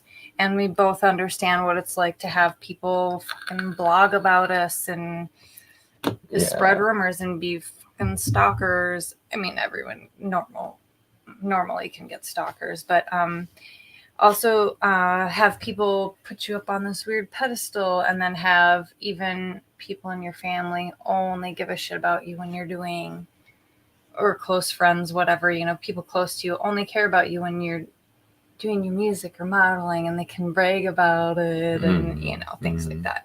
There's just a lot of different things. We've seen a lot of horrible things. And a lot of those, what? You see Kahuna's comment there too. Oh, for me, it was, For those listening, Kahuna asked what made her step away. Okay, well, I'll get to that after I finish my thought here. Yeah. So, you know, we just definitely bonded over that. I'll just wrap it up there. Yeah, similar career paths, like music and modeling yeah. is pretty similar. Yeah. And we also, on those personality tests, like the 16 personality tests, I've seen a lot of people take those, and I've only seen one person that it was just a friend of, like, we had a mutual friend, get the same one as us, and we both got protagonist, and our percentages were almost identical, which is crazy. But anyway, so if you are asking why both of us stepped away, I guess we can both answer. I stepped away because I had a lot of issues with agents. We'll just say that. And my personal life, I was not in a good place relationship wise. So, I can get into more of that later. I definitely had more or less the person I was kind of beat down for a while, metaphorically, by one person, physically by another, well, in every way by another. Just yeah, it just didn't feel right for a while, you know. And then I was still technically with my agency. When I stepped away, I did a little bit of local work still, and my mother agent, who was, you know, he'd hook me up with other agencies. He was just asking about you, so but for anyone who might care, no, he was asking about you. He was saying I already told him about mine, which me and Kahuna talked about. Yeah, I just saw that and I was like, oh, he just wanted to know about you. Well, I'll finish my thought in case someone cares. No, he cares about you. He was asking. My mother agent ended up ending his agency, and our models went to another agency. And then the agency that I just signed with is not that agency. It's a different one entirely. Like I said, I still have to get my contract over, and I'm waiting on some pictures. So I hope to do that soon. Anyone who follows us remotely knows that we've had a lot of fucked up shit happen lately. So life's been wild. We've been through a lot of stuff in the 3.5 years we've been together, or almost 4 now, but 3.5, yeah. It's closing. It's crazy to think, like, we've had 2 kids. We lost our first son, for those who don't know, at 16 weeks to a cord accident. So I had to be induced and have him and stuff. And then I got these rare uterine AVMs that almost killed me. Just crazy things. But, you know, we've been through a lot of horrible things and awesome, amazing, just the best things ever. Like you were saying, your pandemic was totally different, and we thrived during the pandemic. We got married. It was cool because we actually originally were going to have a bigger wedding ceremony, and we kind of rushed our wedding because his brother had open heart surgery, and we wanted to make sure that he was there for it. And, we didn't know how it was going to go. It was very scary. Mm-hmm. But we just had like a quick parents, siblings. My cousin officiated wedding in his mom's backyard with masks. And Small weddings are great. Yeah, it was great. And that was the thing though, is like you took the negative of the lockdown and made it such a huge positive. Huge positive. Oh, yeah. I did the exact opposite. I spiraled. We got to travel. Punched and stuff. Well, we got to travel and get to know each other, and we seriously like squeezed like 2 years worth of relationship shit into like a month, know. Yeah. But we what was I going to say? I don't know. We were going to have like a bigger wedding reception, but it got to the point where these things kept happening, and then one day it's like, well, we've had 2 kids together and like all of this, like we're not having a wedding. We didn't have like some ideal wedding that you think about when but it was still perfect because it's us, and our family was all about it too, and him and I both had, he of course had women, and I of course had men messaging us like, oh, fucking, you're gonna marry a stranger, like people acting like we're both fucking hostages and like just crazy stuff, but our family was like, yeah. It's not your life, it's my life. Let me decide who the fuck I want to marry. Yeah. And the men that were telling me this shit, I'm like, you have kids and you're divorced, so obviously you did it the right way and it didn't work. So and fuck you to all those people, because we're still together. Yeah. Right. Thriving. Yeah. Thriving, happy, yeah. I was able to find that file, by the way, if you guys still want to buy sneak peek. We definitely have our struggles like everyone, but through like when we lost our son, it was really, really, I mean, what's harder than that, Yeah. But through that specifically, we were able to grow a lot closer together and strengthen our bond, I think, immensely through that. But I can 100% understand why it tears people apart. Yeah. So. All right. So, sorry. Kahuna, we got a little sample here as requested. I'm gonna add it. I don't know if the audio is actually playing, but we shall see. All right. Let's see. I'm adding it. All right. Oh, that's cool. Yeah. That's pretty sweet. Let me know if you guys can hear this.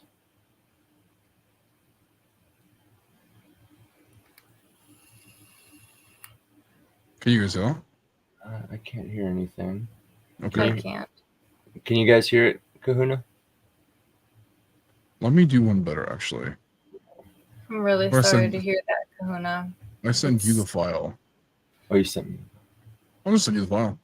We Okay. So right after our legal wedding is when we started trying, and our first 3 attempts worked every time, where I got positive pregnancy tests, and then they're called chemical pregnancies, which is an early miscarriage. So you get a positive test and then you get your period.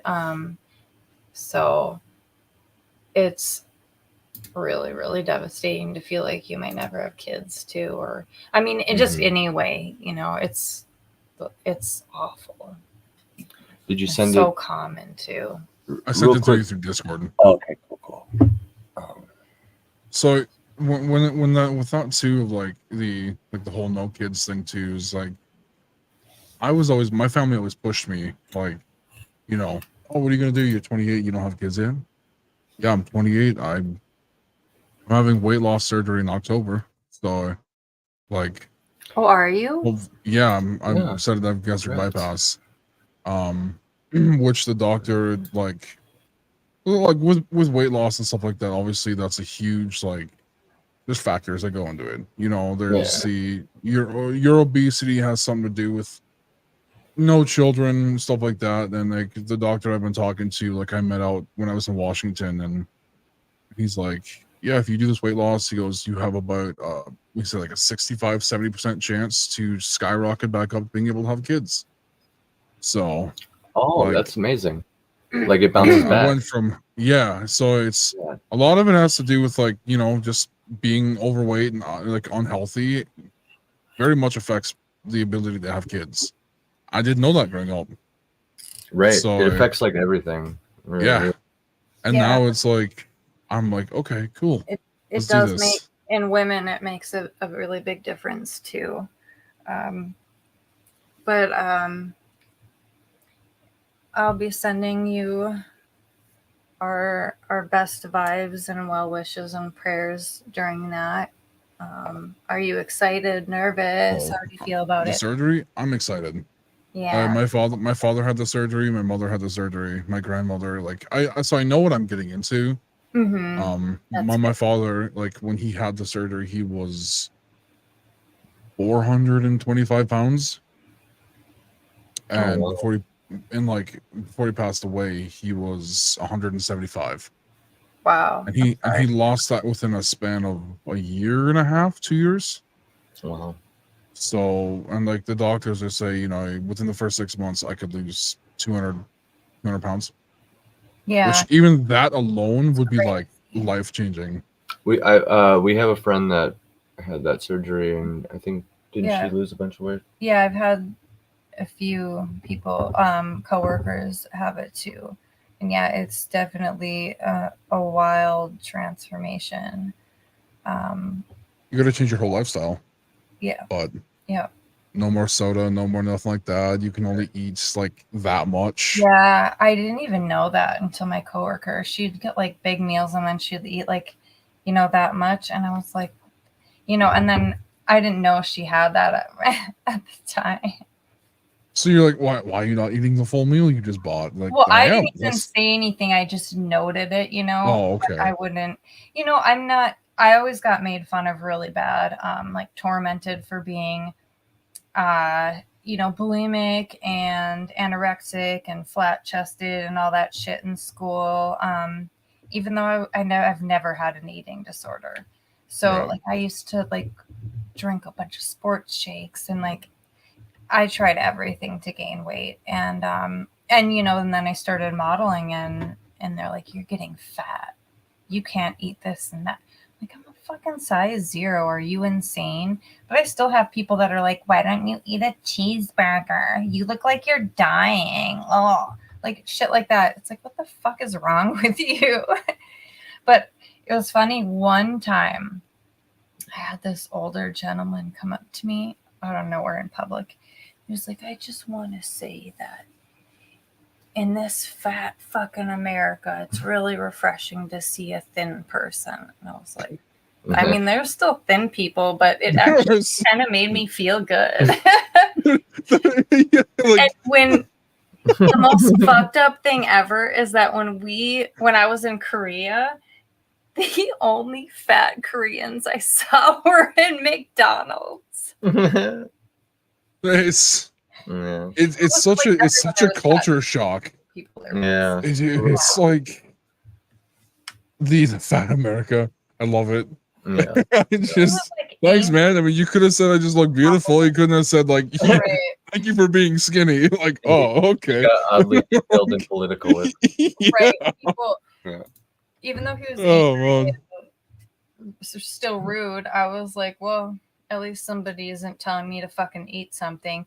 And that's the thing. Like, I've won bets so many times because I'll bring like a giant fucking tub of pasta to work, and people, you're not going to eat all that. I'm like, I bet you $10 I will. And then I get my $10 and, you know, I can go buy more food. Yeah, okay. I'm going to eat this too with your $10. Yeah. Hey, Poppy, could you do me a solid and send that again, but not on Discord? Because it's Discord is like not opening on my laptop for some reason. Let me send it on Facebook. My phone is having issues with the file, so I just need to be able to access it from my computer. Yeah, no worries. Yeah. No, you said you went to Korea, right?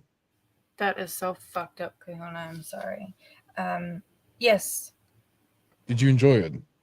Korea is my favorite country. So I've been. Did you ever go to Seoul?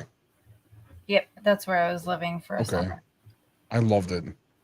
Oh, you've been there too. When I was 20, I went for a trip, and it was the best experience I've ever had, like, in my entire life. It was oddly uncomfortable, but oddly, like, fun at the same time.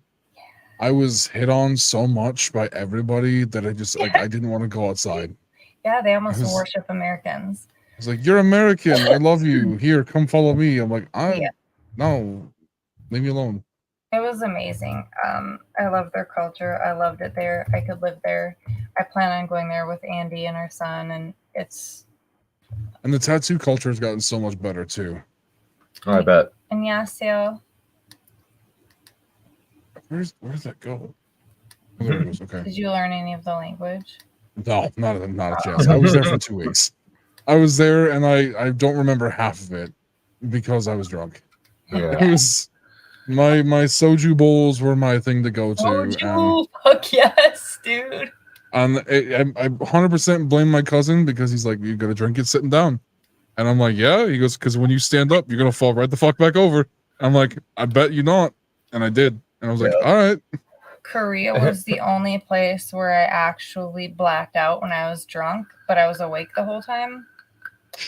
And I mean, seriously, it was like we're drinking, hanging out with different Americans we met, and then all of a sudden it's like 8:30 in the morning, and we're like at this park in the mountains, and I was like, I gotta go home. And I woke up and I fell asleep when I got back to the apartment, and I woke up at maybe like 2 in the afternoon, and I was still drunk. Oh yeah, you'll get that. See, I'm seeing a common theme of Seoul. No. You just get drunk. Yeah. Did you go to the karaoke bars that they have where you rent your own room? And I did. I attempted to. I did. It was fun. I'm watching like the Korean sing American songs is the funniest fucking thing I've ever seen in my entire life. I agree, but we had like Russians and hold on one second. I've sent it to you. Oh, there it goes. Yeah. Singing. We had all different people from our model apartment. Oh, both of you boys were under there? Yeah, both of the dogs are under our chairs. Geez, no wonder that Rollo was grumping. Yeah, they barely got any room, but seriously, they're like so two competitive. full-size dogs are in this tiny closet under our chairs. They're so competitive they have to squeeze under the chairs together. You guys are such babies. They both It want doesn't seem like the audio is working when I send it to you through Facebook. Babies. Okay. You're so stinking. I'll check cute. Facebook. Sweet. At least on my end. Okay. I wonder if we could just play it on my phone, like up by our mic. Well, that's what I was gonna do. I sent it to you if you can get it to play on your phone. Oh, okay. My phone is struggling with the file though. You should have told me. I got your message. Let me check it here. Okay, hold on, you guys. Let's see if this works. That's the wrong song. That is. I click on it and literally nothing happens. Oh, It's like it's. I think it's like the way I saved it somehow. I'm just gonna look. Oh, Jeez, does that hurt, Andy? sorry, babe. Good reason to get a better sound setup. Keep focusing on it. Okay, so it's playing here, but I'm not hearing it. I actually just How to play stuff like well, actually, how about I show this? I pulled up my audio thing. Yeah, and you have a good This mic, works. right? Yeah. Yeah, we could do let that. me try this one. See if this will work.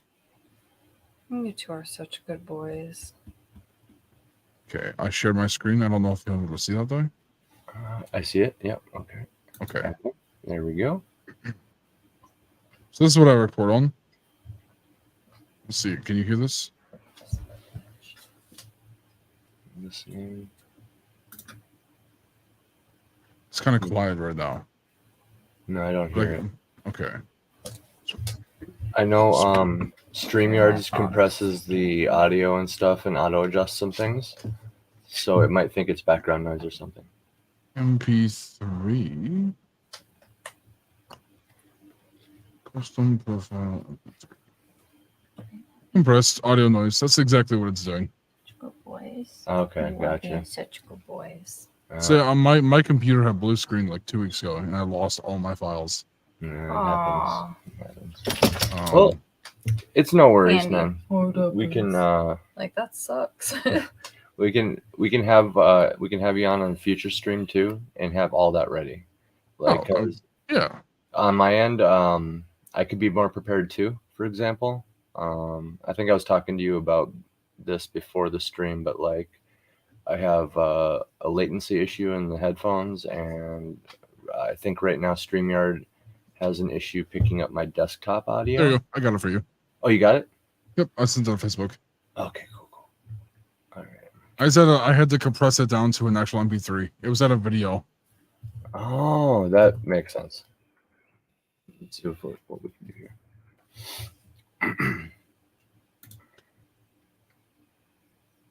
Okay. I troubleshoot like literally everything all day.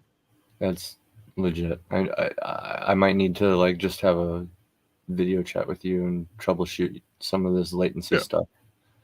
But let's see if can you hear that? I can't hear anything. Okay, I can hear it. Let me see something here. Okay, this is interesting because it's actually working. All right, Kahuna, if you can hear me. Can you hear this? That sounds epic too, dude.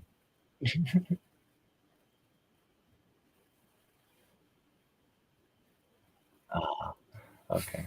Really? It sounds so good. Send it to me on Facebook quick. All right. I'll just play it. I'll forward it. And she'll just play it off her phone because it's too good to not play now. I love the ambient sound behind it, dude. Sounds so good. There we go. Sent. Oh, I appreciate it. Thank you. Yeah, no problem. It took me like 2 hours to find something that fit. Yeah. All right. Ready, everyone? I'm like clear. Yeah, clear your throat. Yeah. Jeez. All right, here we go.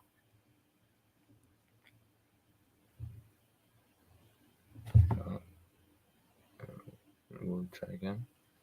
Quiet you. Is nothing working? It's a conspiracy. It fucking is. Hold on. There's no fucking way. I'm saving. I can't save it. Yeah, you can't say. Here, I'll try this. Do that. No way. Is it? Oh. That one? Okay, so we're clicking on it? Nope. Hold on. I'm gonna go get my laptop. That'll play it. Yeah, we'll figure this That out. sounds. Because okay. We're gonna do it. Damn it. I clicked play on Facebook, and then it did the little spinny it's worth wheel. the wait. Mm-hmm. And then all of a sudden the play button popped up again, and then it's just not Can we responding. test something real fast? Yeah. If I'm gonna share I don't really care. I'm gonna share my Facebook real quick. Yeah. I sent the audio in there. Maybe it'll play on that. Yeah, because I think it should capture your audio on screen. Yeah, just gotta figure out which one I'm looking at. Is this I'm one? gonna record it from Alright. the soundbar on my I can phone do- and then play it. I can do this too Okay. to hide your Facebook. Okay. Okay. You know, Can you hear that, Kahuna? it takes so much for me to speak up. And not a lot can make me angry. That sounds good. I have to tell you. It's funny, you know, how much you can learn. How much you can learn so much about a man when he is faced with true hopelessness. Some remain strong and proud, while others snivel. They beg and they squirm until the very last moment. It's poetic, really. that those who have been in control for their entire lives are usually the latter. I wonder which you will be. Although, I'm pretty sure that I have a feeling that I already know. So tell me, do you still want to play this game? Because I have nothing to lose, and everything to gain. So I'll let you think, and I will come back.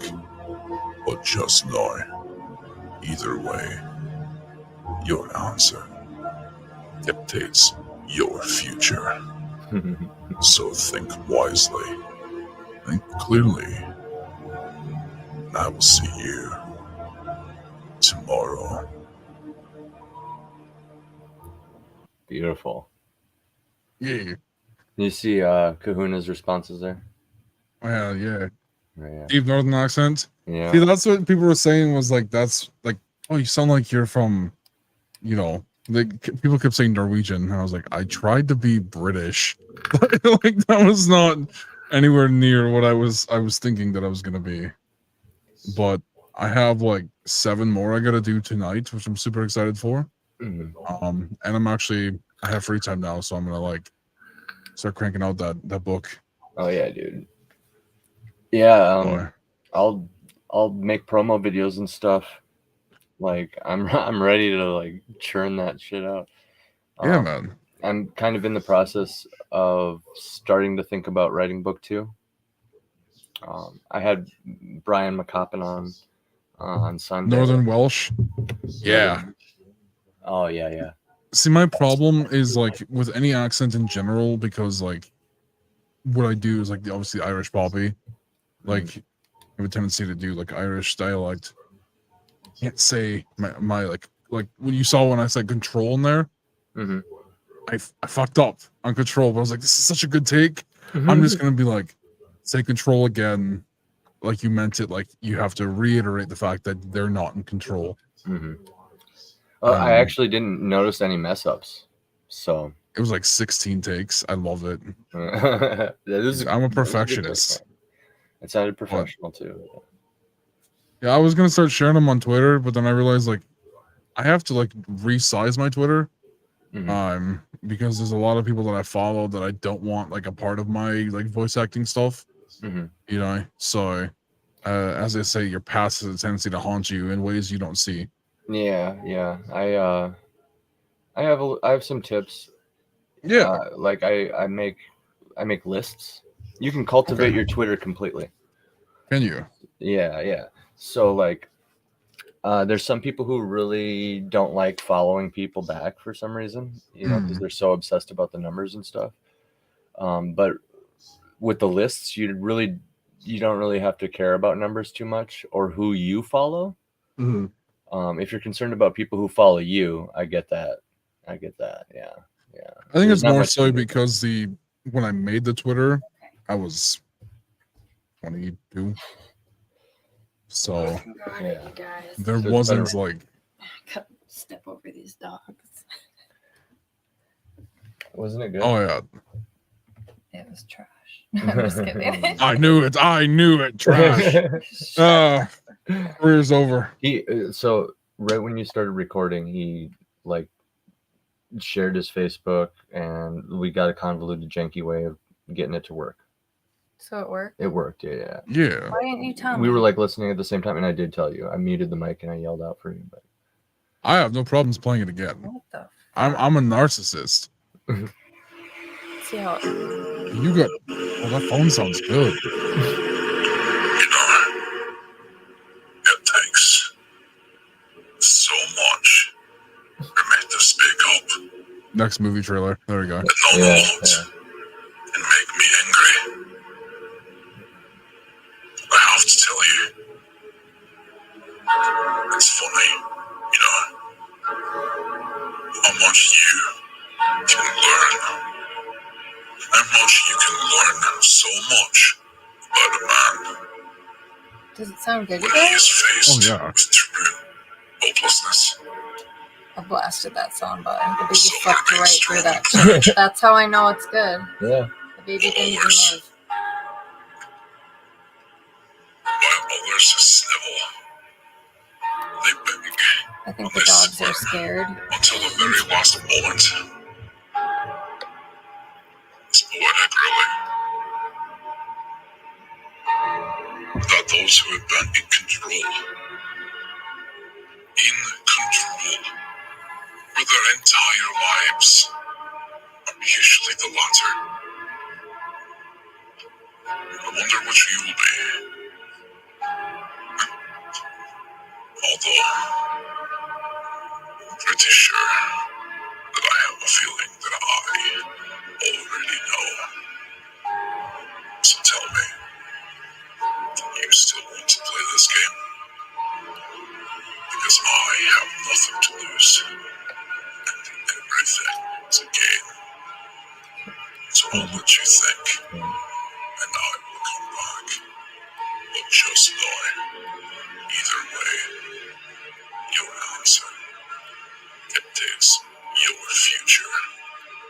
So think wisely and clearly. I will see you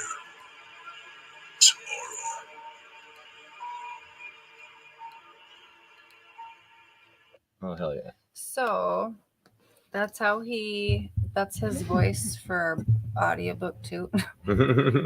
That's the entirety of audiobook 2 Yeah, and yeah. 3. Yeah. No, it's good though. That was all 3 I'm of the really short excited. stories.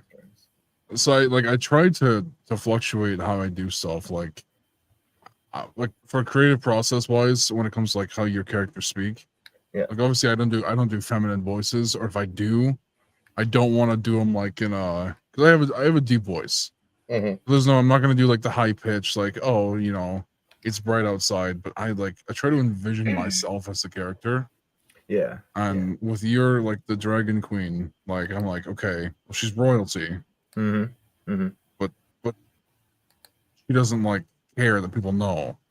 Right. If Badass. If She's you want Boudica. me to do the voice, like if you read and then in the quotes, I can do the voice too for the female. If you want to, and then you can send them to me. I can edit them all in.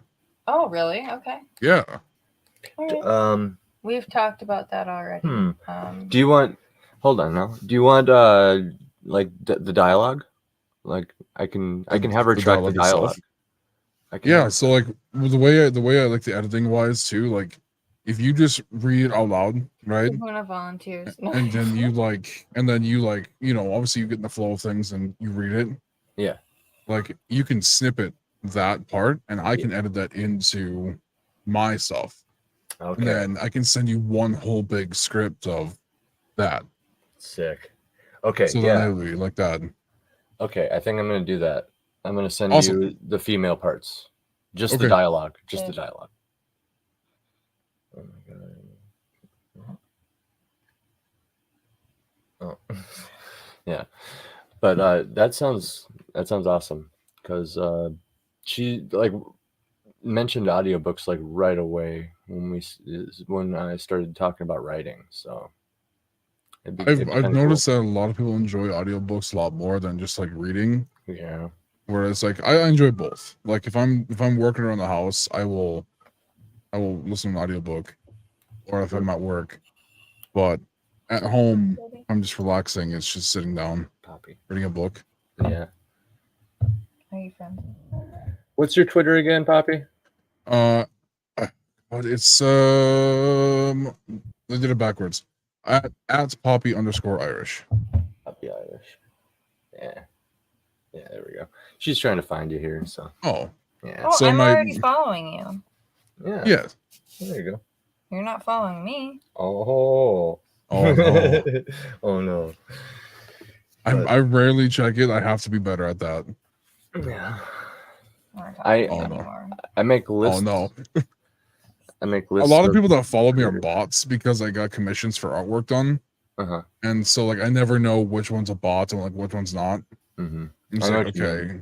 There's bots on Twitter, like the man. keyword is commission, and then I got like 55 messages in my DMs like, hey, you want to do artwork? I'm like, you're a robot. Like, no, get away from me. You I don't are know. not real. I don't know if Rose is still here, but she made me laugh so fucking hard today when she responded to bots. Hold on, what did she say?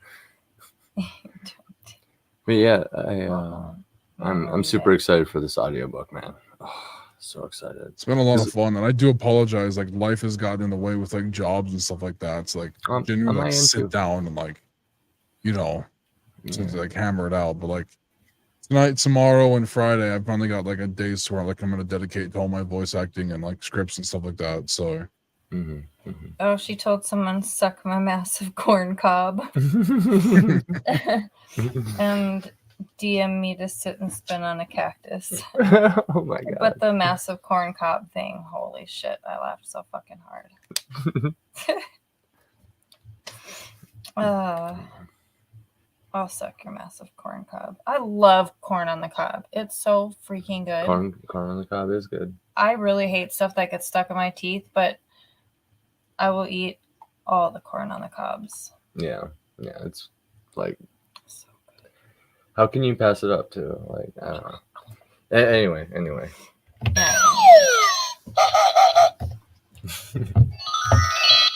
That's what we need to do every time someone comes in. We got Gearhead in the chat. Hail Gearhead. Guilty Gearhead. Hi, Gearhead. Hail, Gearhead. So when you said you wanted to do like you're sending her the dialogue or me the dialogue? I was gonna, just random idea during the chat, but like, have her track some of the dialogue for the female parts. Yeah, and just send you those clips. Oh yeah, because then I can space them out and like put them in there. Yeah, that works. Yeah. Because I've been dabbling around with some stuff. Like I got Audacity and Cakewalk. So like I said earlier, like money on this thing that I wish I wouldn't have. Oh yeah. And it's called like AVS audio editor. Oh man. That I kind of had popped up on my screen. Yeah. And it does all the vocal tracking and stuff like that, which is nice. Yeah. But I can take multiple sets at once, and I can like combine them into one thing, so it makes it sound good. That's cool. It like compresses it all together. Yeah. Yeah. For a while there, I had no idea how to use it, so I was recording and nothing was being caught, and I was like, where the fuck's all my audio? And it was recording it off of my VR headset that's across the room. So you just hear like in the background like me yelling, and it's from a distance. It's my son's soundboard. Oh yeah, Kahuna was wondering where the sound effects are coming from. I found it in my cousin's old stuff from his daughter that he left here. But so it's an ancient toy that we resurrected. Gearhead, do you have a Twitter? I think I might have asked you already. Yeah, it's Elmo. Elmo. I love Elmo. Yeah, that audio program that you have that's like compresses them all together. It almost sounds like Photoshop in a way. A little bit. What's nice too is like for certain things like I'm doing a thing right now where it's like a phone conversation, you know, and it's like a one-man dialogue thing where like you've seen Scream, right? Yeah. And like Scream was like one of the biggest influences for me when it comes to like conversations on the phone. Yeah. What's creepier than your phone ringing and somebody answering it and be like, hey, what you doing? What you wearing? You know? I see you. Like, I see you right now. And I found this ability to compress my voice into an old timey like 50s telephone. Yeah. So like I was messing around with that, but like trying to act scared of myself is the funniest thing I think I've ever tried to do. Because I just laugh at the fact that I'm trying to threaten myself. Yeah. And I save all my outtakes too. So like there's like about 10 of them where it's like, hey, what are you wearing? I'm like, khakis. It's like, yeah. And I have a whole file full of like bloopers that I want to put together, but I don't record with the camera on, so yeah. It's a bit different than, you know. just having the audio, you can find like maybe down the line you could find like just like a animator, like a web animator or something, and they just could make like just a little 10-second funny clip of the line. You know what I mean? And you could just pump out content that way in the future, maybe. Either way, outtakes are good. I love them. Yeah. Like I save a lot of the unused stuff from my books. It's just sitting in my phone. Yeah. I like one of the ways of my process is like I'll generate names early on because I found out that like nothing sucks more than when you're in the middle of writing a scene or a chapter or God forbid the book, and all of a sudden you realize that there's this character that you need to be there and they're important and they need a name and stuff like that. You know what I mean? But you don't have a name. Yeah, it's good to have like a bank of legit names because otherwise everybody's just going to be like Paul, Tom, Larry, George. Right. You know what I mean? And I had this idea such a long time ago. God, I felt like I was like writing The Hobbit 2.0. And it was like the idea of having one body, two souls stuck in a body. That's cool. Yeah. Right? Yeah. But one of them was a complete fuck up. Yeah. Like, and he's just a loser and clumsy and like scaredy cat. And the other one was like this hidden assassin, like, you know, and like, you know, he'd have to fall asleep to take over and all this stuff. And like I did one take where like they argued with each other internally. And it was like fast paced, and like I was like, "You shut up! No, you shut up!" Yeah, and just different voices, and it's like, "I will knock you out." It's like, do it, and he like throws himself into a wall. So it's just ideas like that. Have you read any screenplays or like? I haven't been given any good ones. Oh, okay. I suggest looking up a few of your favorite movies, just like the dialogue in it, and like one of the best tools I found for like writing organic dialogue. One way is to like literally go sit in like a coffee shop somewhere and eavesdrop on people. Like it's not, the point isn't to like literally eavesdrop on them.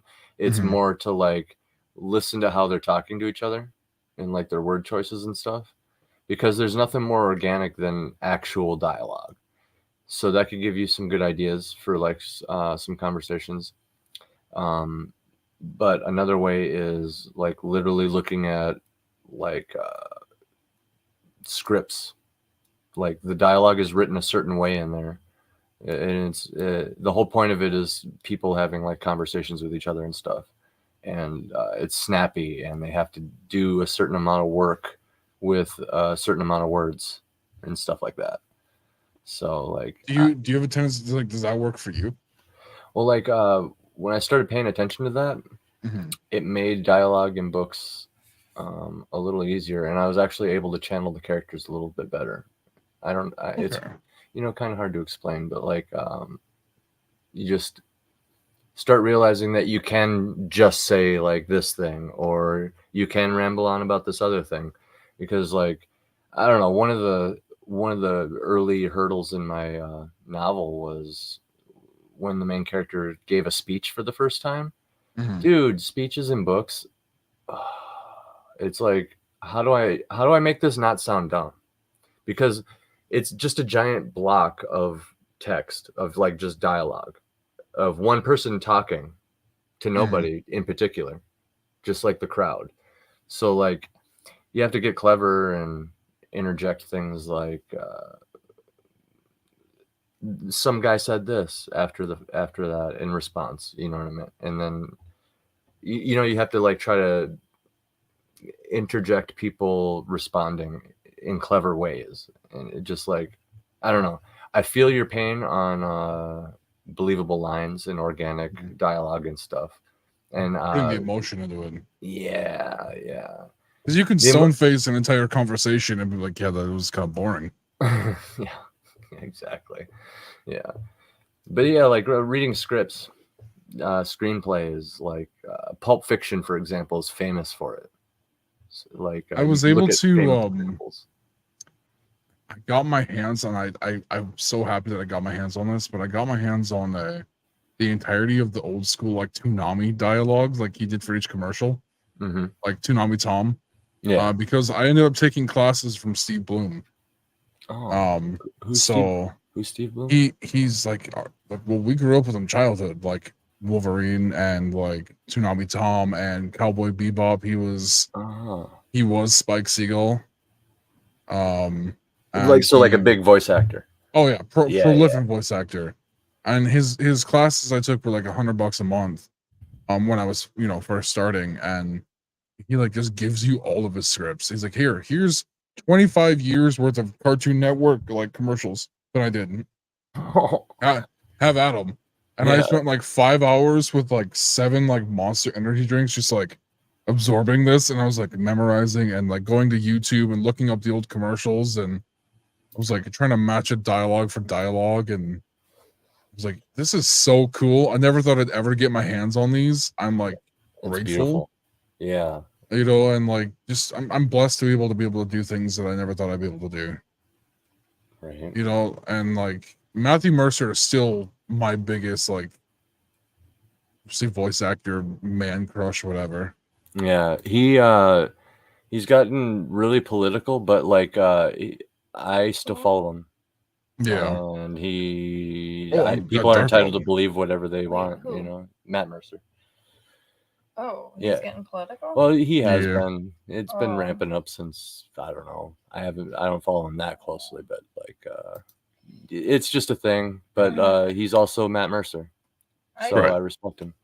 I do want to interject I wasn't listening to the conversation for a minute because I was dealing with some stuff on my phone, but I wanted to say for people watching that in our videos, we will once in a while bring up political issues. I think it's pretty unavoidable, especially this day and age. But I just want to throw it out there right now that we are not affiliated with any political party. So unless we specifically say something, please don't make assumptions about our beliefs, because if we say things about like we were talking about children being able to like, how do I explain this? If my school is keeping secrets about my son from me, like that's not okay. Doctors, not okay. Andy and I have been through so much medically, and holy shit, I do not trust most of them. Oh, right. And I do not think it's appropriate for any kind of confidentiality with my 12-year-old that I don't know about. That is wildly not okay. Right. People are going to take that and run away with we're transphobic. Yeah. That's the name of the game. And I respect trans people and their pronouns. I have a couple of trans friends. I'm not afraid to be seen with them in public. You know what I mean? I don't have a problem with that. And I really think that I think it's important that people knock that shit the fuck off about assumptions. Oh, exactly. And taking shit to the extreme in every possible way. And I think that's definitely like, it kind of hits on the point of back when you asked about the Twitter thing, and like the whole following and like how you want to be able to categorize your Twitter and stuff like that. Like I made my Twitter account when I was younger, and so unfortunately I said some dumb shit back when I was 20 years old. So like it we all follows have. you. Right. Yeah, we all have. Is there video skipping for everyone, or is that just us? It's lagging a little bit. Yeah. Okay. And that's like what I'm like really afraid of as like someone that does a lot of voice acting, and like my life is gonna be based online, is will my past catch up with me? What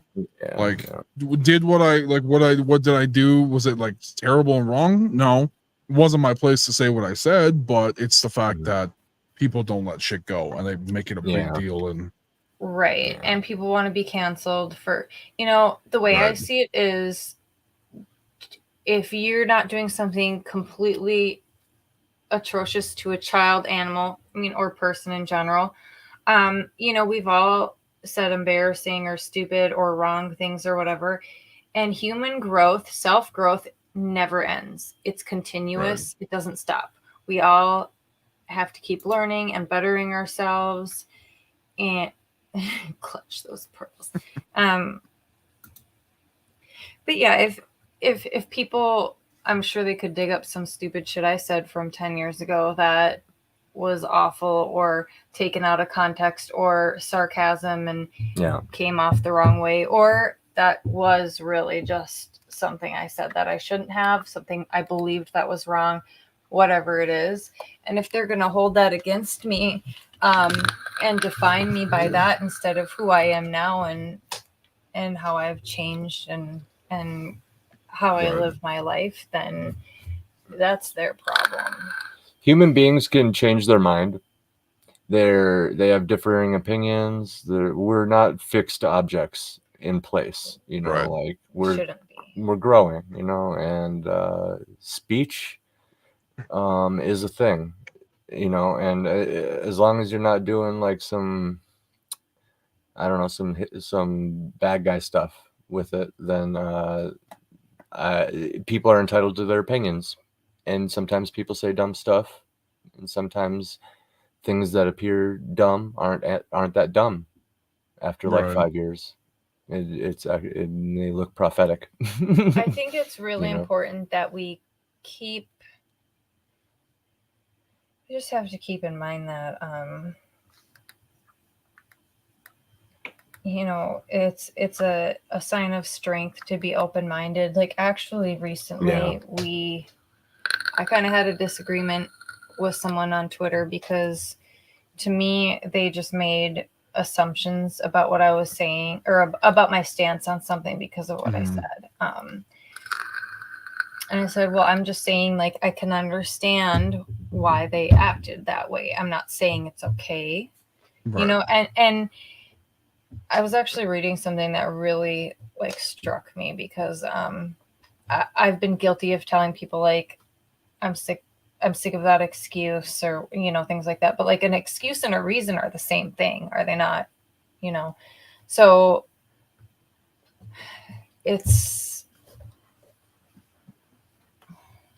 we're really, really shitty to each other as people, but if we keep growing and learning and keeping an open mind and talking even when conversations are hard instead of attacking each other, I think we get a lot further. And I ended up seeing that this person, I ended up calling him a clown, whatever, kind of making a rude comment at him for making an assumption. And I was like, okay, clown. We kind of went back and forth, just a couple tweets only.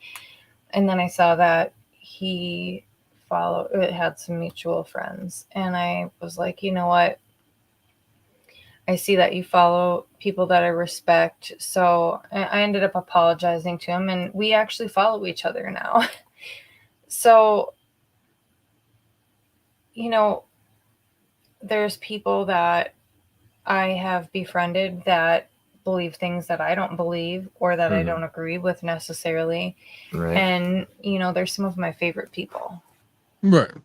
And it's everyone's entitled to their own opinion. Doesn't mean you have to get upset by it. Yeah, just because of one thing, you're a shitty person because of that one thing. You write them. They're such an amazing person, though. You write them off. They're not human anymore. They don't exist to you. And if they do, you're angry about it. So, yeah.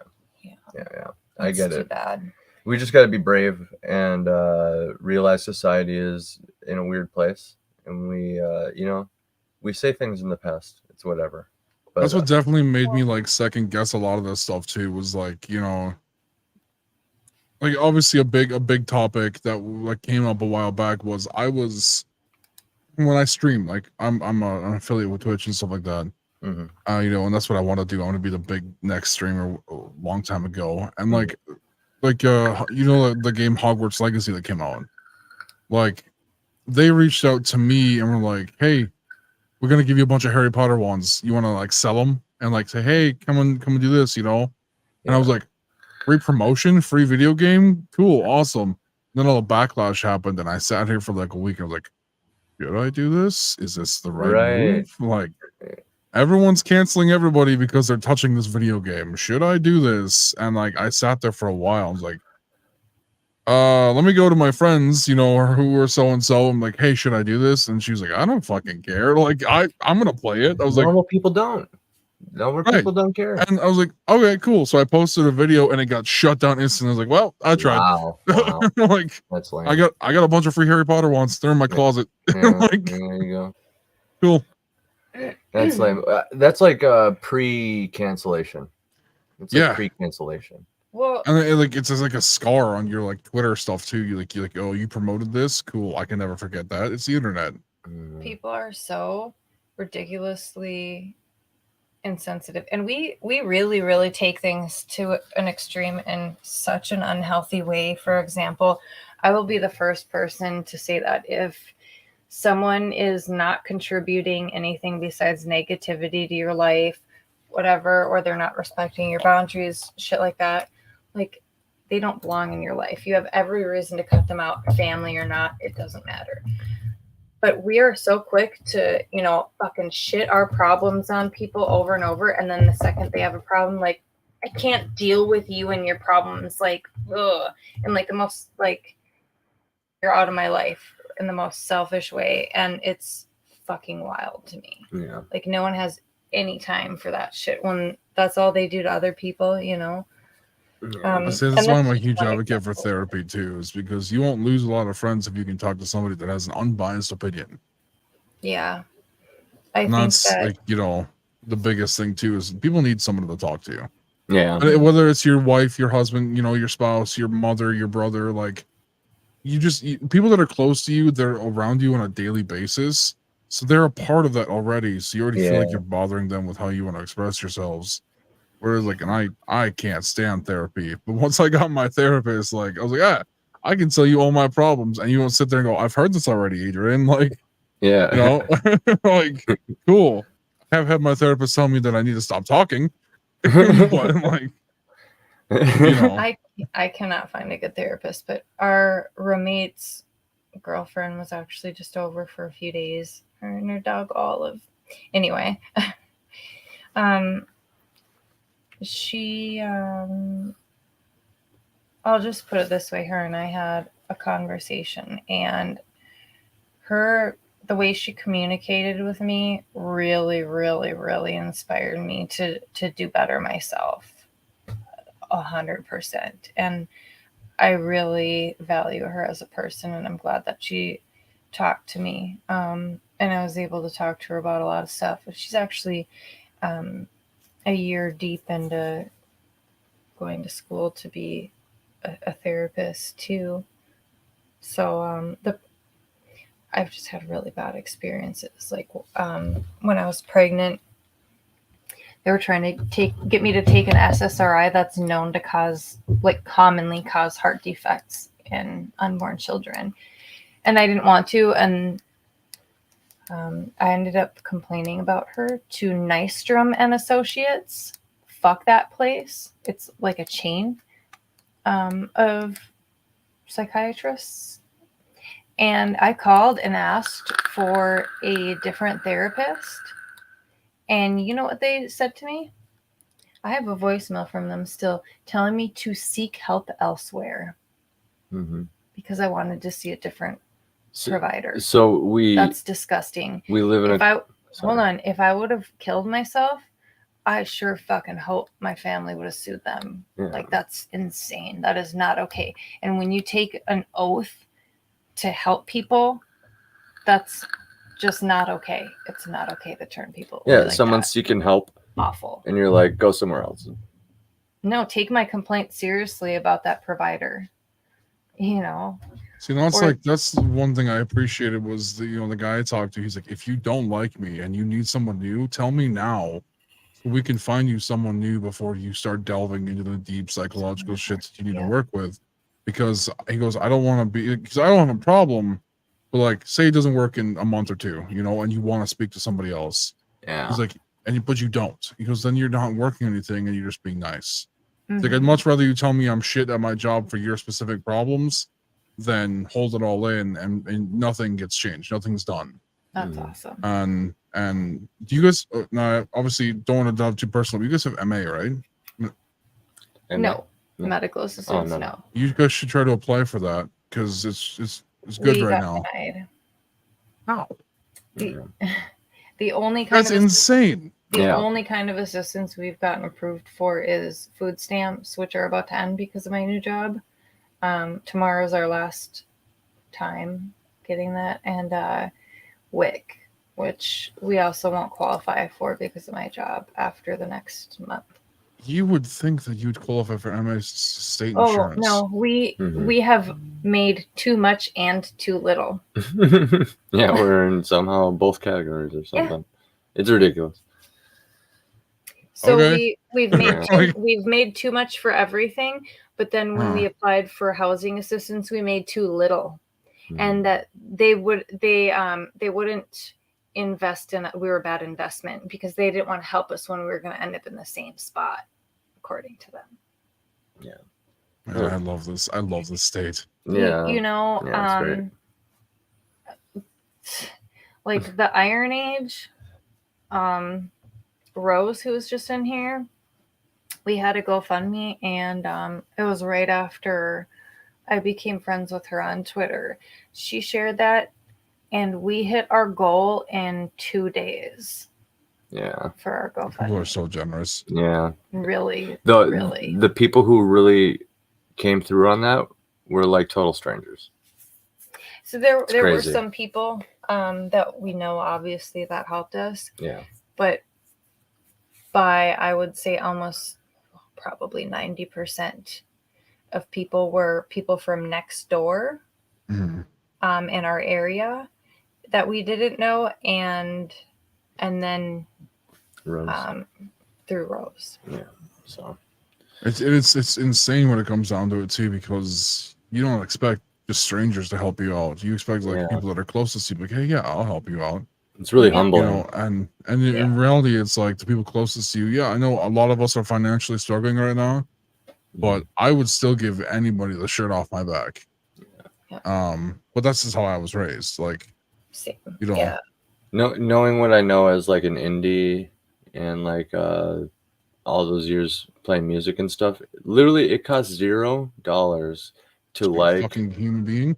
Well, yeah. Well, just like to like something, retweet something, simply comment, all that stuff affects the algorithm and boosts it. So you're even though you're not giving money or whatever, you're still helping by just Right. liking it. There's just people, yeah, there are people that I have donated to their GoFundMes, shared things and stuff that I sent a message to and asked them to share it, and they didn't. Yeah. That's pretty eye-opening, you know. Mhm. I actually, my half sister, who was given up by my mom for adoption. My dad raised me since I was 3.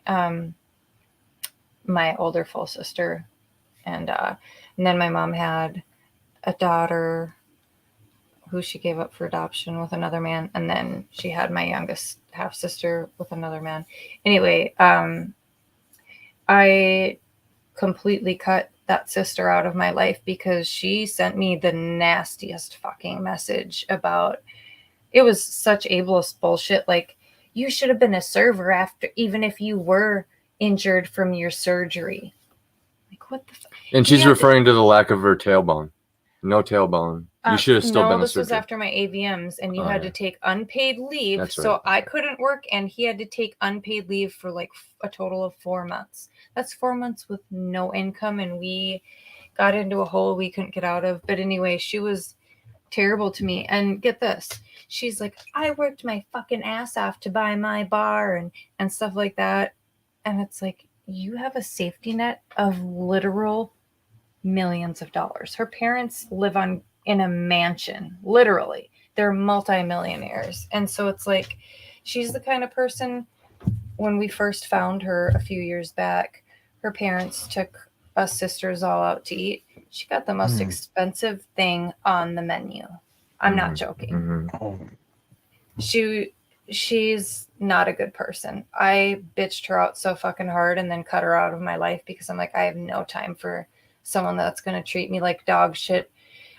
She's like criticizing me for how I treat my mom and talk about my mom, and then said I'm just like her. And I was like, I have no idea what you're even talking about, because when my mom fucking dies, I'll be the one holding her hand.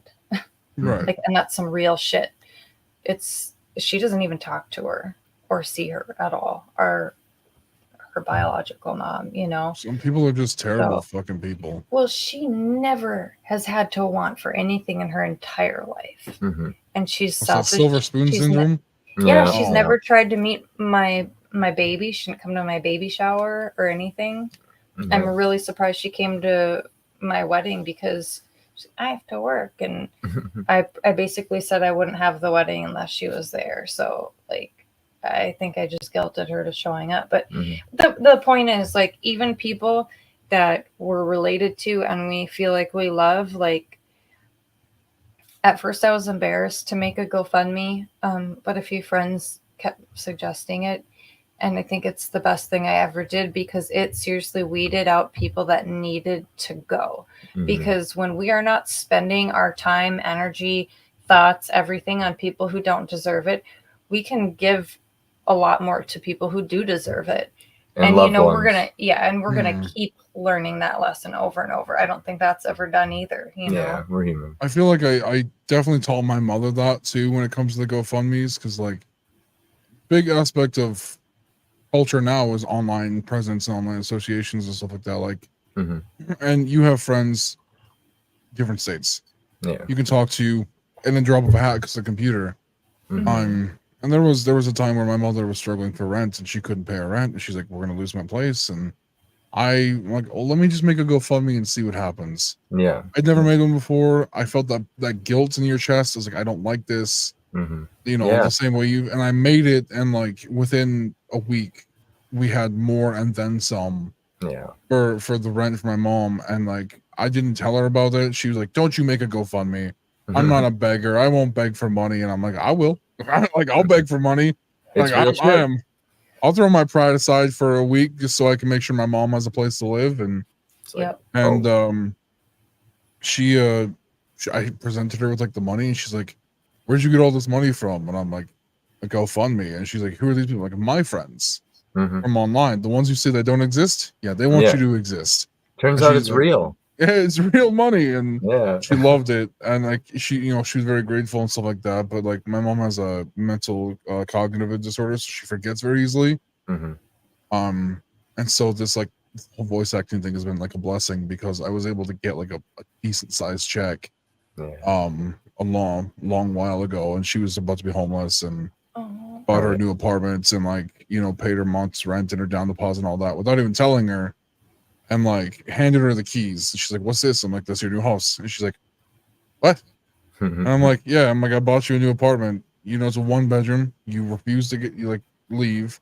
And like, I ordered the movers. They'll be here tomorrow. They'll get all your stuff. They'll move you in.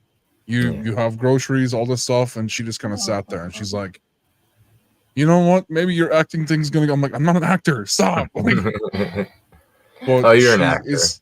It's just the idea of seeing her happy, and like, you know, you get it. Like, it pays out in the end. And there's not a lot of people that I've met that are humble. You know, they're always self-entitled pricks, and it's just, it's like you said, it's not hard to press like and subscribe and share. The same way it's not hard just to be a decent human being. It doesn't take anything to be nice. Right. And you know, there's a few people that, you know, went out of their way to talk shit to me. It wasn't just my sister, but you know, my sister started, "You got to do everything to," you know, she basically attacked me as a mom and told me I need to work harder for my son. And it's like, you have no idea that I spend almost every fucking waking moment Instacarting, doing my tarot, like everything. And our son, thank God we got the help too. But if we didn't, we would, I'm confident, figure something out no matter what. You know what I mean? Like, shit, if I had to like literally like go become a stripper for a week to save my son having a roof over his head, I would do it. You know what I mean? I would do what I had to do to provide for my son if it came to it. And luckily I didn't have to do something horribly not what I want to do like that. You know what I mean? Yeah. But our son is so loved and he thrives, and it's just wild to me, you know. He's so smart. Right. But I'm extremely grateful for everyone that helped us. I mean, it's, you know, because of that GoFundMe, we were able to get a van, and, you know. I saw. Yeah. Old nice 90s van. Yeah. It's smooth too. Hey, that's an 03. It's an 03? Oh shit. It's still made of metal. It's Brand indestructible. Yeah. Might be a little Anything rusty. past 2005 is gonna break. So I overlooked this comment from Kahuna on accident. He had a question for me. I think I was trying to find Pulp Fiction quotes at the time. Yeah, I learned it on the fly here. Yeah, so he says, "Do you read your writing out loud while I write?" To me? To her. But in the moment, sometimes I'll like go over some dialogue over and over, or like a line. Like if I'm not confident about how smooth it is, I'll just like read it to myself over and over again, and sometimes say it out loud. But honestly, when I show her, I'm usually reading it out loud to her. So on top of any of those little rereads or whatever in the moment, I also have this whole process after the fact where I'm reading the entire thing to her again. So just like naturally, I check myself, if that makes sense. So, and it's kind of like the same aspect. Like when I read, you know, like when you said you guys like the first voiceover I did for you guys, right? Mhm. I liked it, but I was like, I could do so much more. Mhm. And so I sent it to my buddy who's an editor, and he's like, you know, after every sentence, you sound like you're asking a question. I'm like, I think that's just a Minnesotan thing. Like, end on a high note instead of like a ending on a low, like you know, an upward like, inflection. right? Yeah, or like I'll read too fast, and he's like, yeah. So is she a questioning dragon queen? I don't fucking know. Well, at the moment, I was like, she's a badass. But he goes, when I listen to it, it's like, you're like, is she? Is she? So that it sounds nitpicky at first, but he's kind of right, you know. He was 100%. And those friends that are brutally honest like that, like it's good. They're good to have around. Like when I first joined that Discord, I introduced you to the Laureate. One of the first things I did was I put the blurb from my actual novel that that I just got done writing. I tossed that in there because they have a whole blurb section. But what I didn't know is it's like heavy criticism blurb section. It wasn't, it wasn't just like share and maybe some criticism will happen naturally. It was like, no, put your blurb here and we're gonna rip it apart and make it better. You know what I mean? So when I did that, gut dropped the moment they started tearing it apart. Yeah, I was like, oops. It wasn't like a bunch of piranhas coming out, but there was like a couple dudes that came out and they're like, what does this mean? I don't understand this. You know what I mean? And I kind of was reading it with that like attitude, the way I was reading it. You know what I mean? Right. But they were actually just kind of like in laboratory mode, just like, E equals MC squared, like with the chalkboard, like. But I would have taken it exactly like, what does this mean? What did you mean by this? It's weird like, how you read it that way. Like, yeah, they're aggressive, defensive. Yeah. So once I got past my own sassy inner monologue, and I was just like responding, like not angry. Like I try to take even bad faith criticism constructively, if I can. So I could tell it wasn't. I get that, yeah. And it's always positive to get criticism. Yeah. I've only had one bad experience with that, and that was like 6 months ago. I was doing voice acting training with a whole group. You know, we were going back and forth together, and like there's that inner monologue you said you have of like, you know, you are you. You're that sort of person. You know what you like. And and I was my partner I had. He was like, he's a good voice actor, right? He's you know, he's getting better. But he could only do one voice at a time.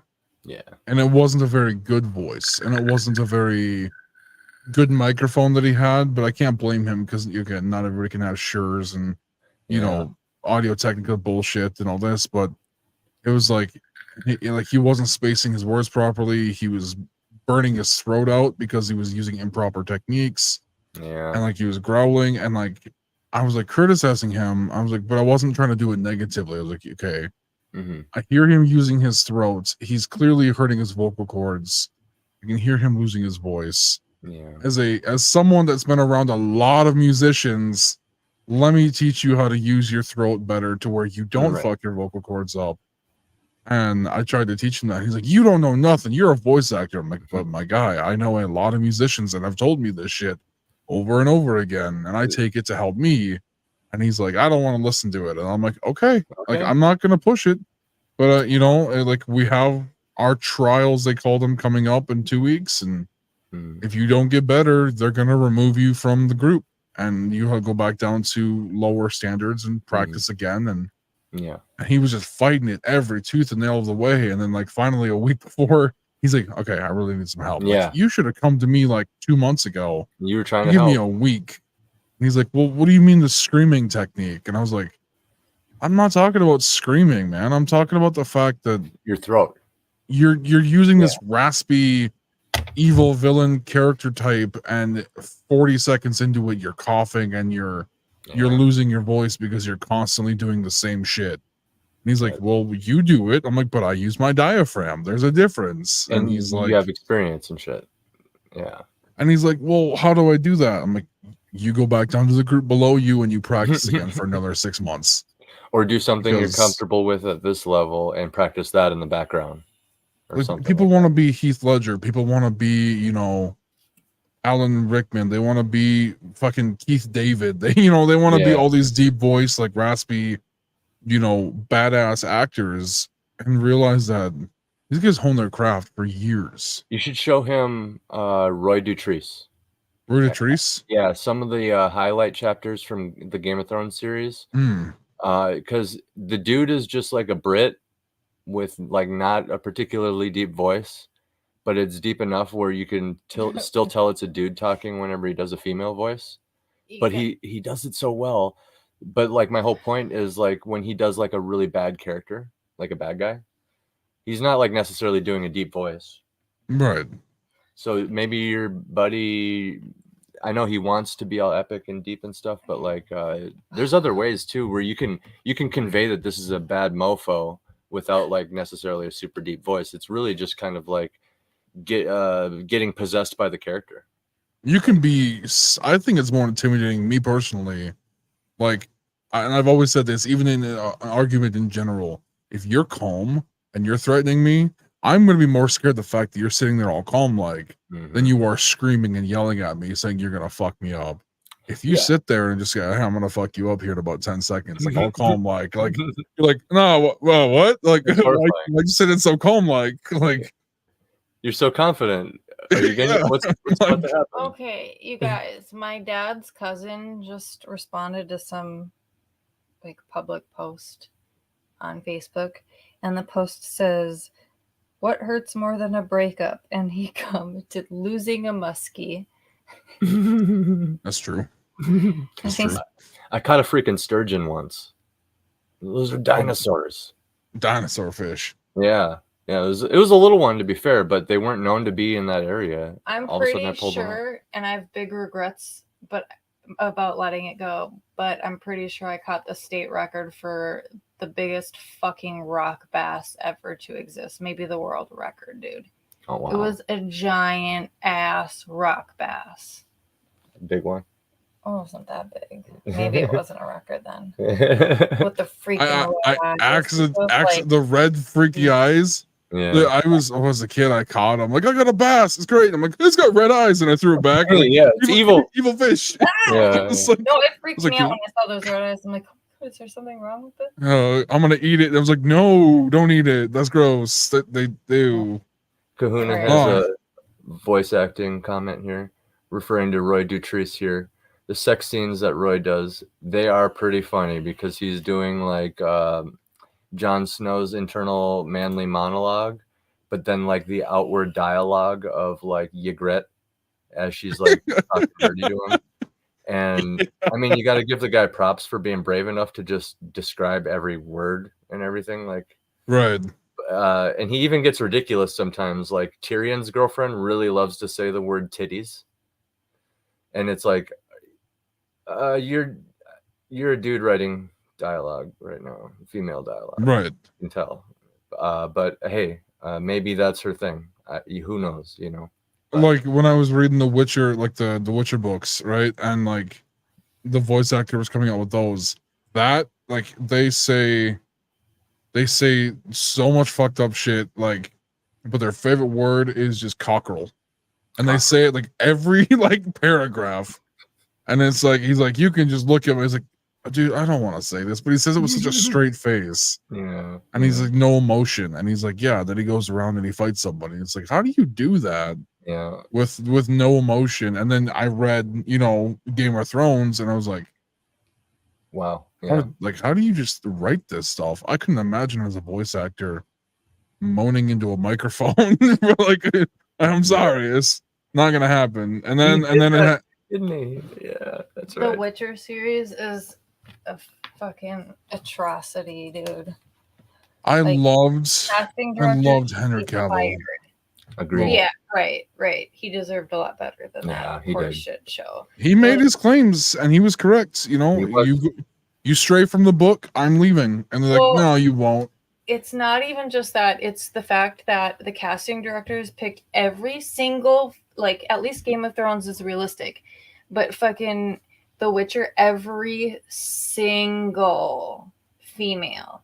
Like, if you just film them from the neck down, you couldn't tell a fucking difference between them. Just skin color. And that's it. And then it's like, why the fuck?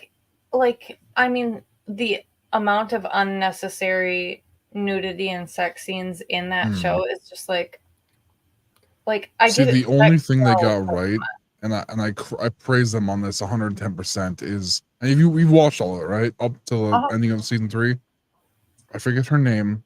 I know her name, but it's the lead witch. Siri? No, not Siri. No. The mom, like the mom witch, the ones that's hair turned white. Like she ended up taking her own life. The Arc Yeah. Witch?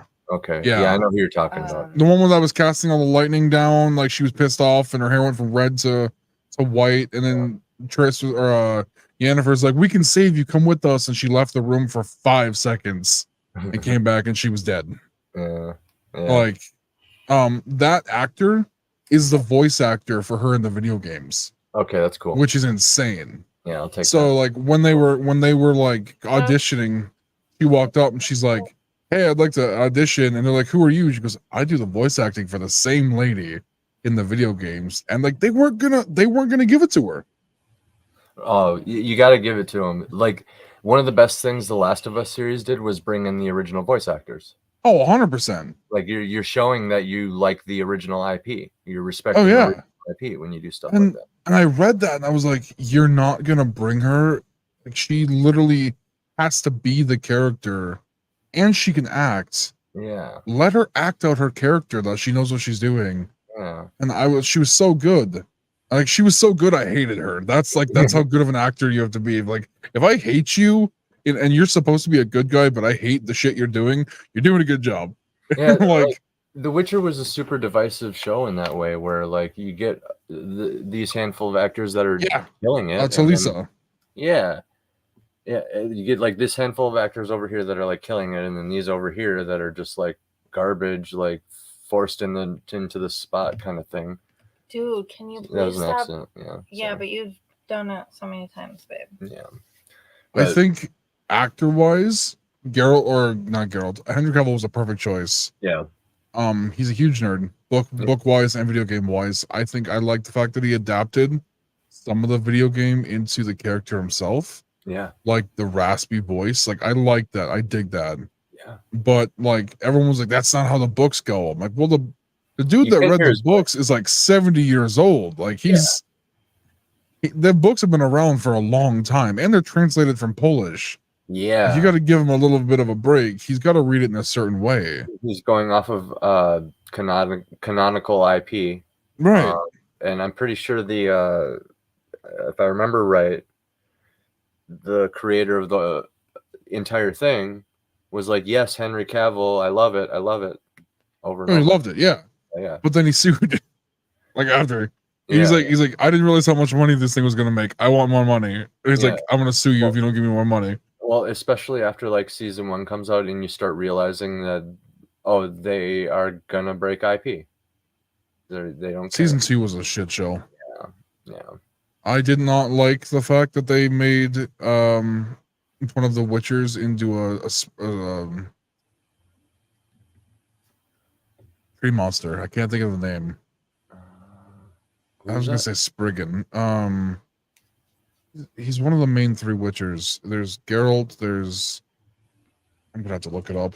Is he one of the mentor dudes that was like training? Yeah, he was one of them. He had short. Well, in the books, he had short black hair. He was the cocky one. Well, you look that. I'm gonna bring Kahuna's message up here. He says The Witcher pissed him off because we could have had a show about Elric of Melniboné and it got canceled. So Elric of Melniboné directly inspired Witcher and Game of Thrones. That is what those 2 authors were drawing inspiration from. Fun fact. And you can really see it. Like Geralt has white hair, and in the Game of Thrones books, basically every Valyrian steel sword is a black sword. Valyrian steel is black, and Elric of Melniboné, I believe the whole thing is he's a dude with white hair wielding a magical black sword. So his name was Lambert. Lambert? Yeah. The Witcher. Yeah. So he was supposed to be this badass trainer that like didn't give a fuck about anybody, but he did. He just was, obviously he was kind of a dick. But they made in the series, they made him into this godforsaken cocky asshole that just I'm the king shit. Like I'm better than everybody else. Yeah, I killed something, and in reality, it's like, now you're dead. Wow. Yeah, they changed a lot, man. They did. We're approaching the 3-hour mark here, though. Yeah. So when she gets back, I think we'll start the wrapping up. Sounds good. I appreciate you coming out, man. It's been a really good talk. My cats are running around the house like, it's time for dinner. So yeah. And then I got to go to work here soon. So I hear you. Thanks for having me on. Yeah, no problem, brother. Why don't you go ahead and tell everybody where they can find you and shill some stuff. You got anything? What you working on? Well, right now my biggest project right now is your book. So, sorry, say that one more time. Oh, my biggest project right now is your book. So that's the voice acting thing I'm working on at the moment. I have a couple of scripts I'm working on.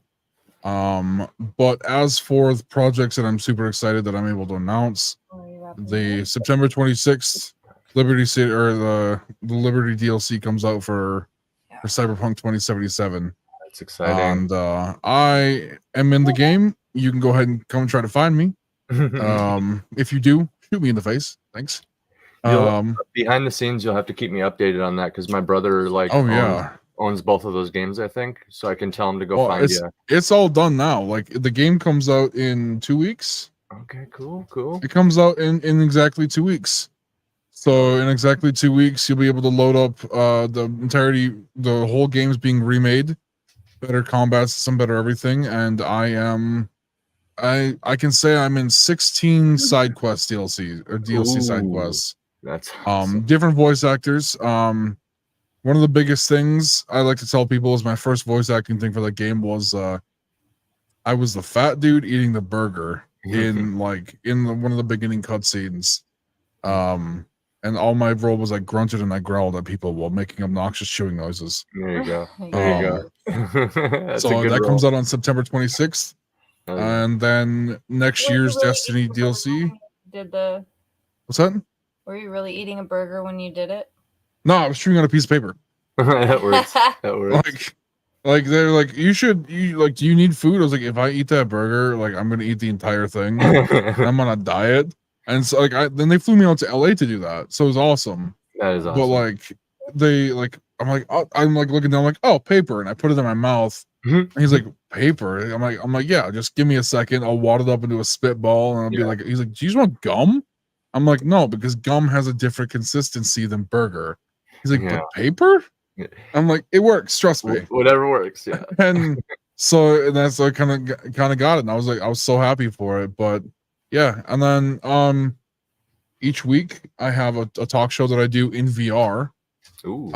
With you met her before, Virgo for you. She was in the comments earlier. Yeah. We do a talk show every week. Thursdays are at 8 p.m. Central Standard Time. And then we kind of transition each week. So it'll be like Thursdays. Next week it'll be a Friday. Week after that it'll be a Saturday.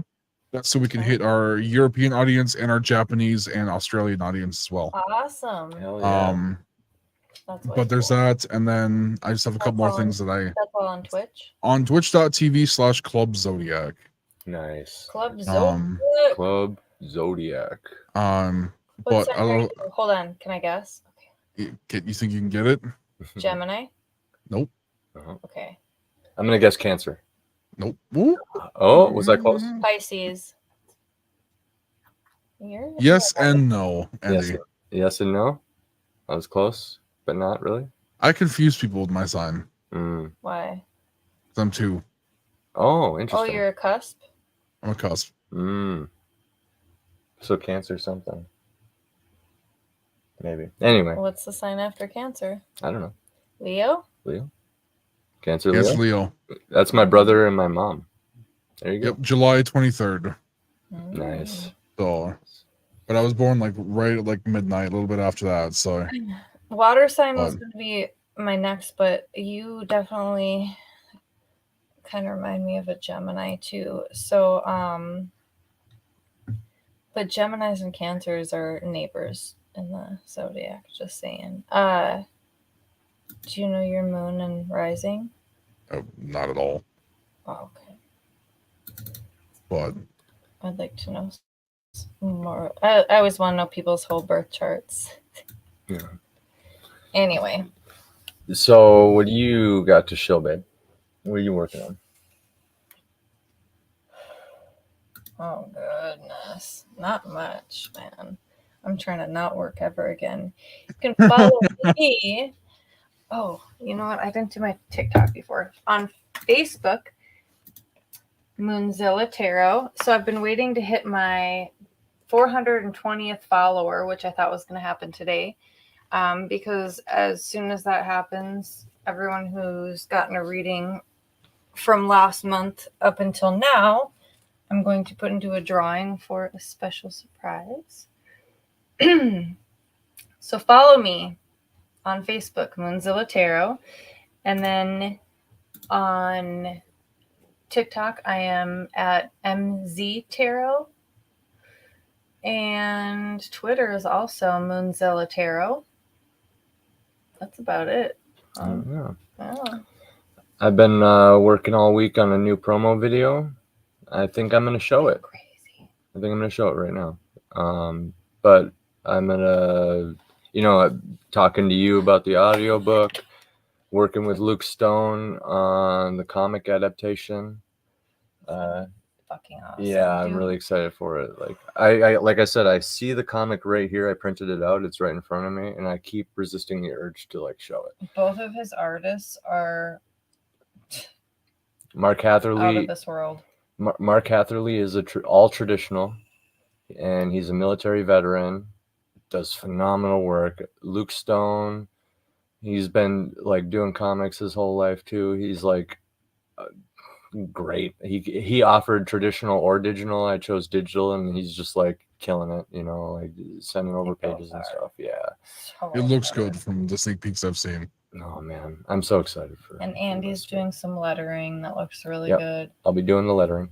his brother, I think, is doing a little bit of coloring, playing around with that. And I'm thinking about getting the software once we get caught up financially to try my hand at coloring also. Yeah.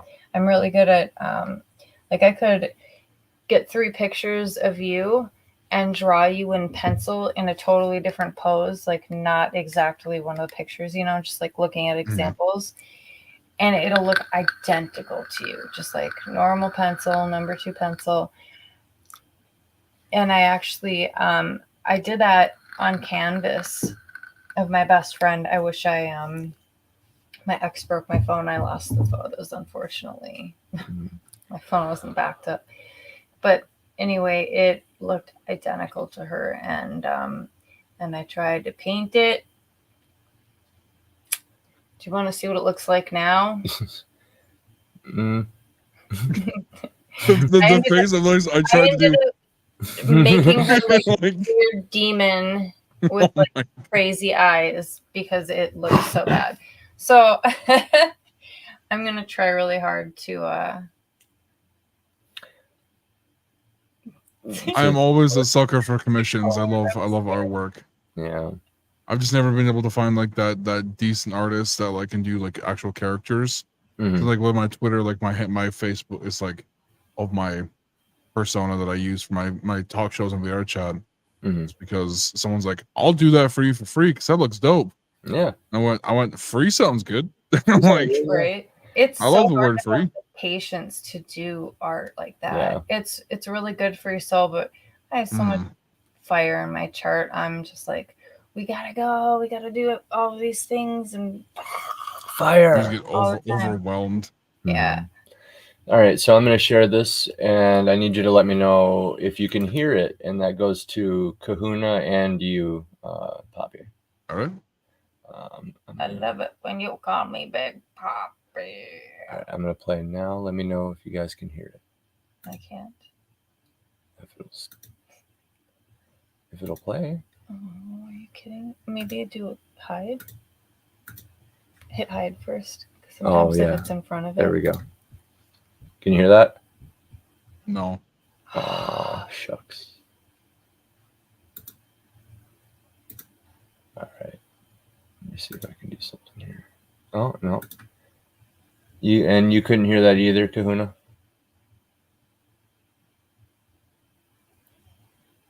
Well, I'll just play a little bit of it then. Just play the whole thing. I can already tell there's a heavy metal background. Yeah, we can. We'll There'll be some chugs in there somewhere. Yeah.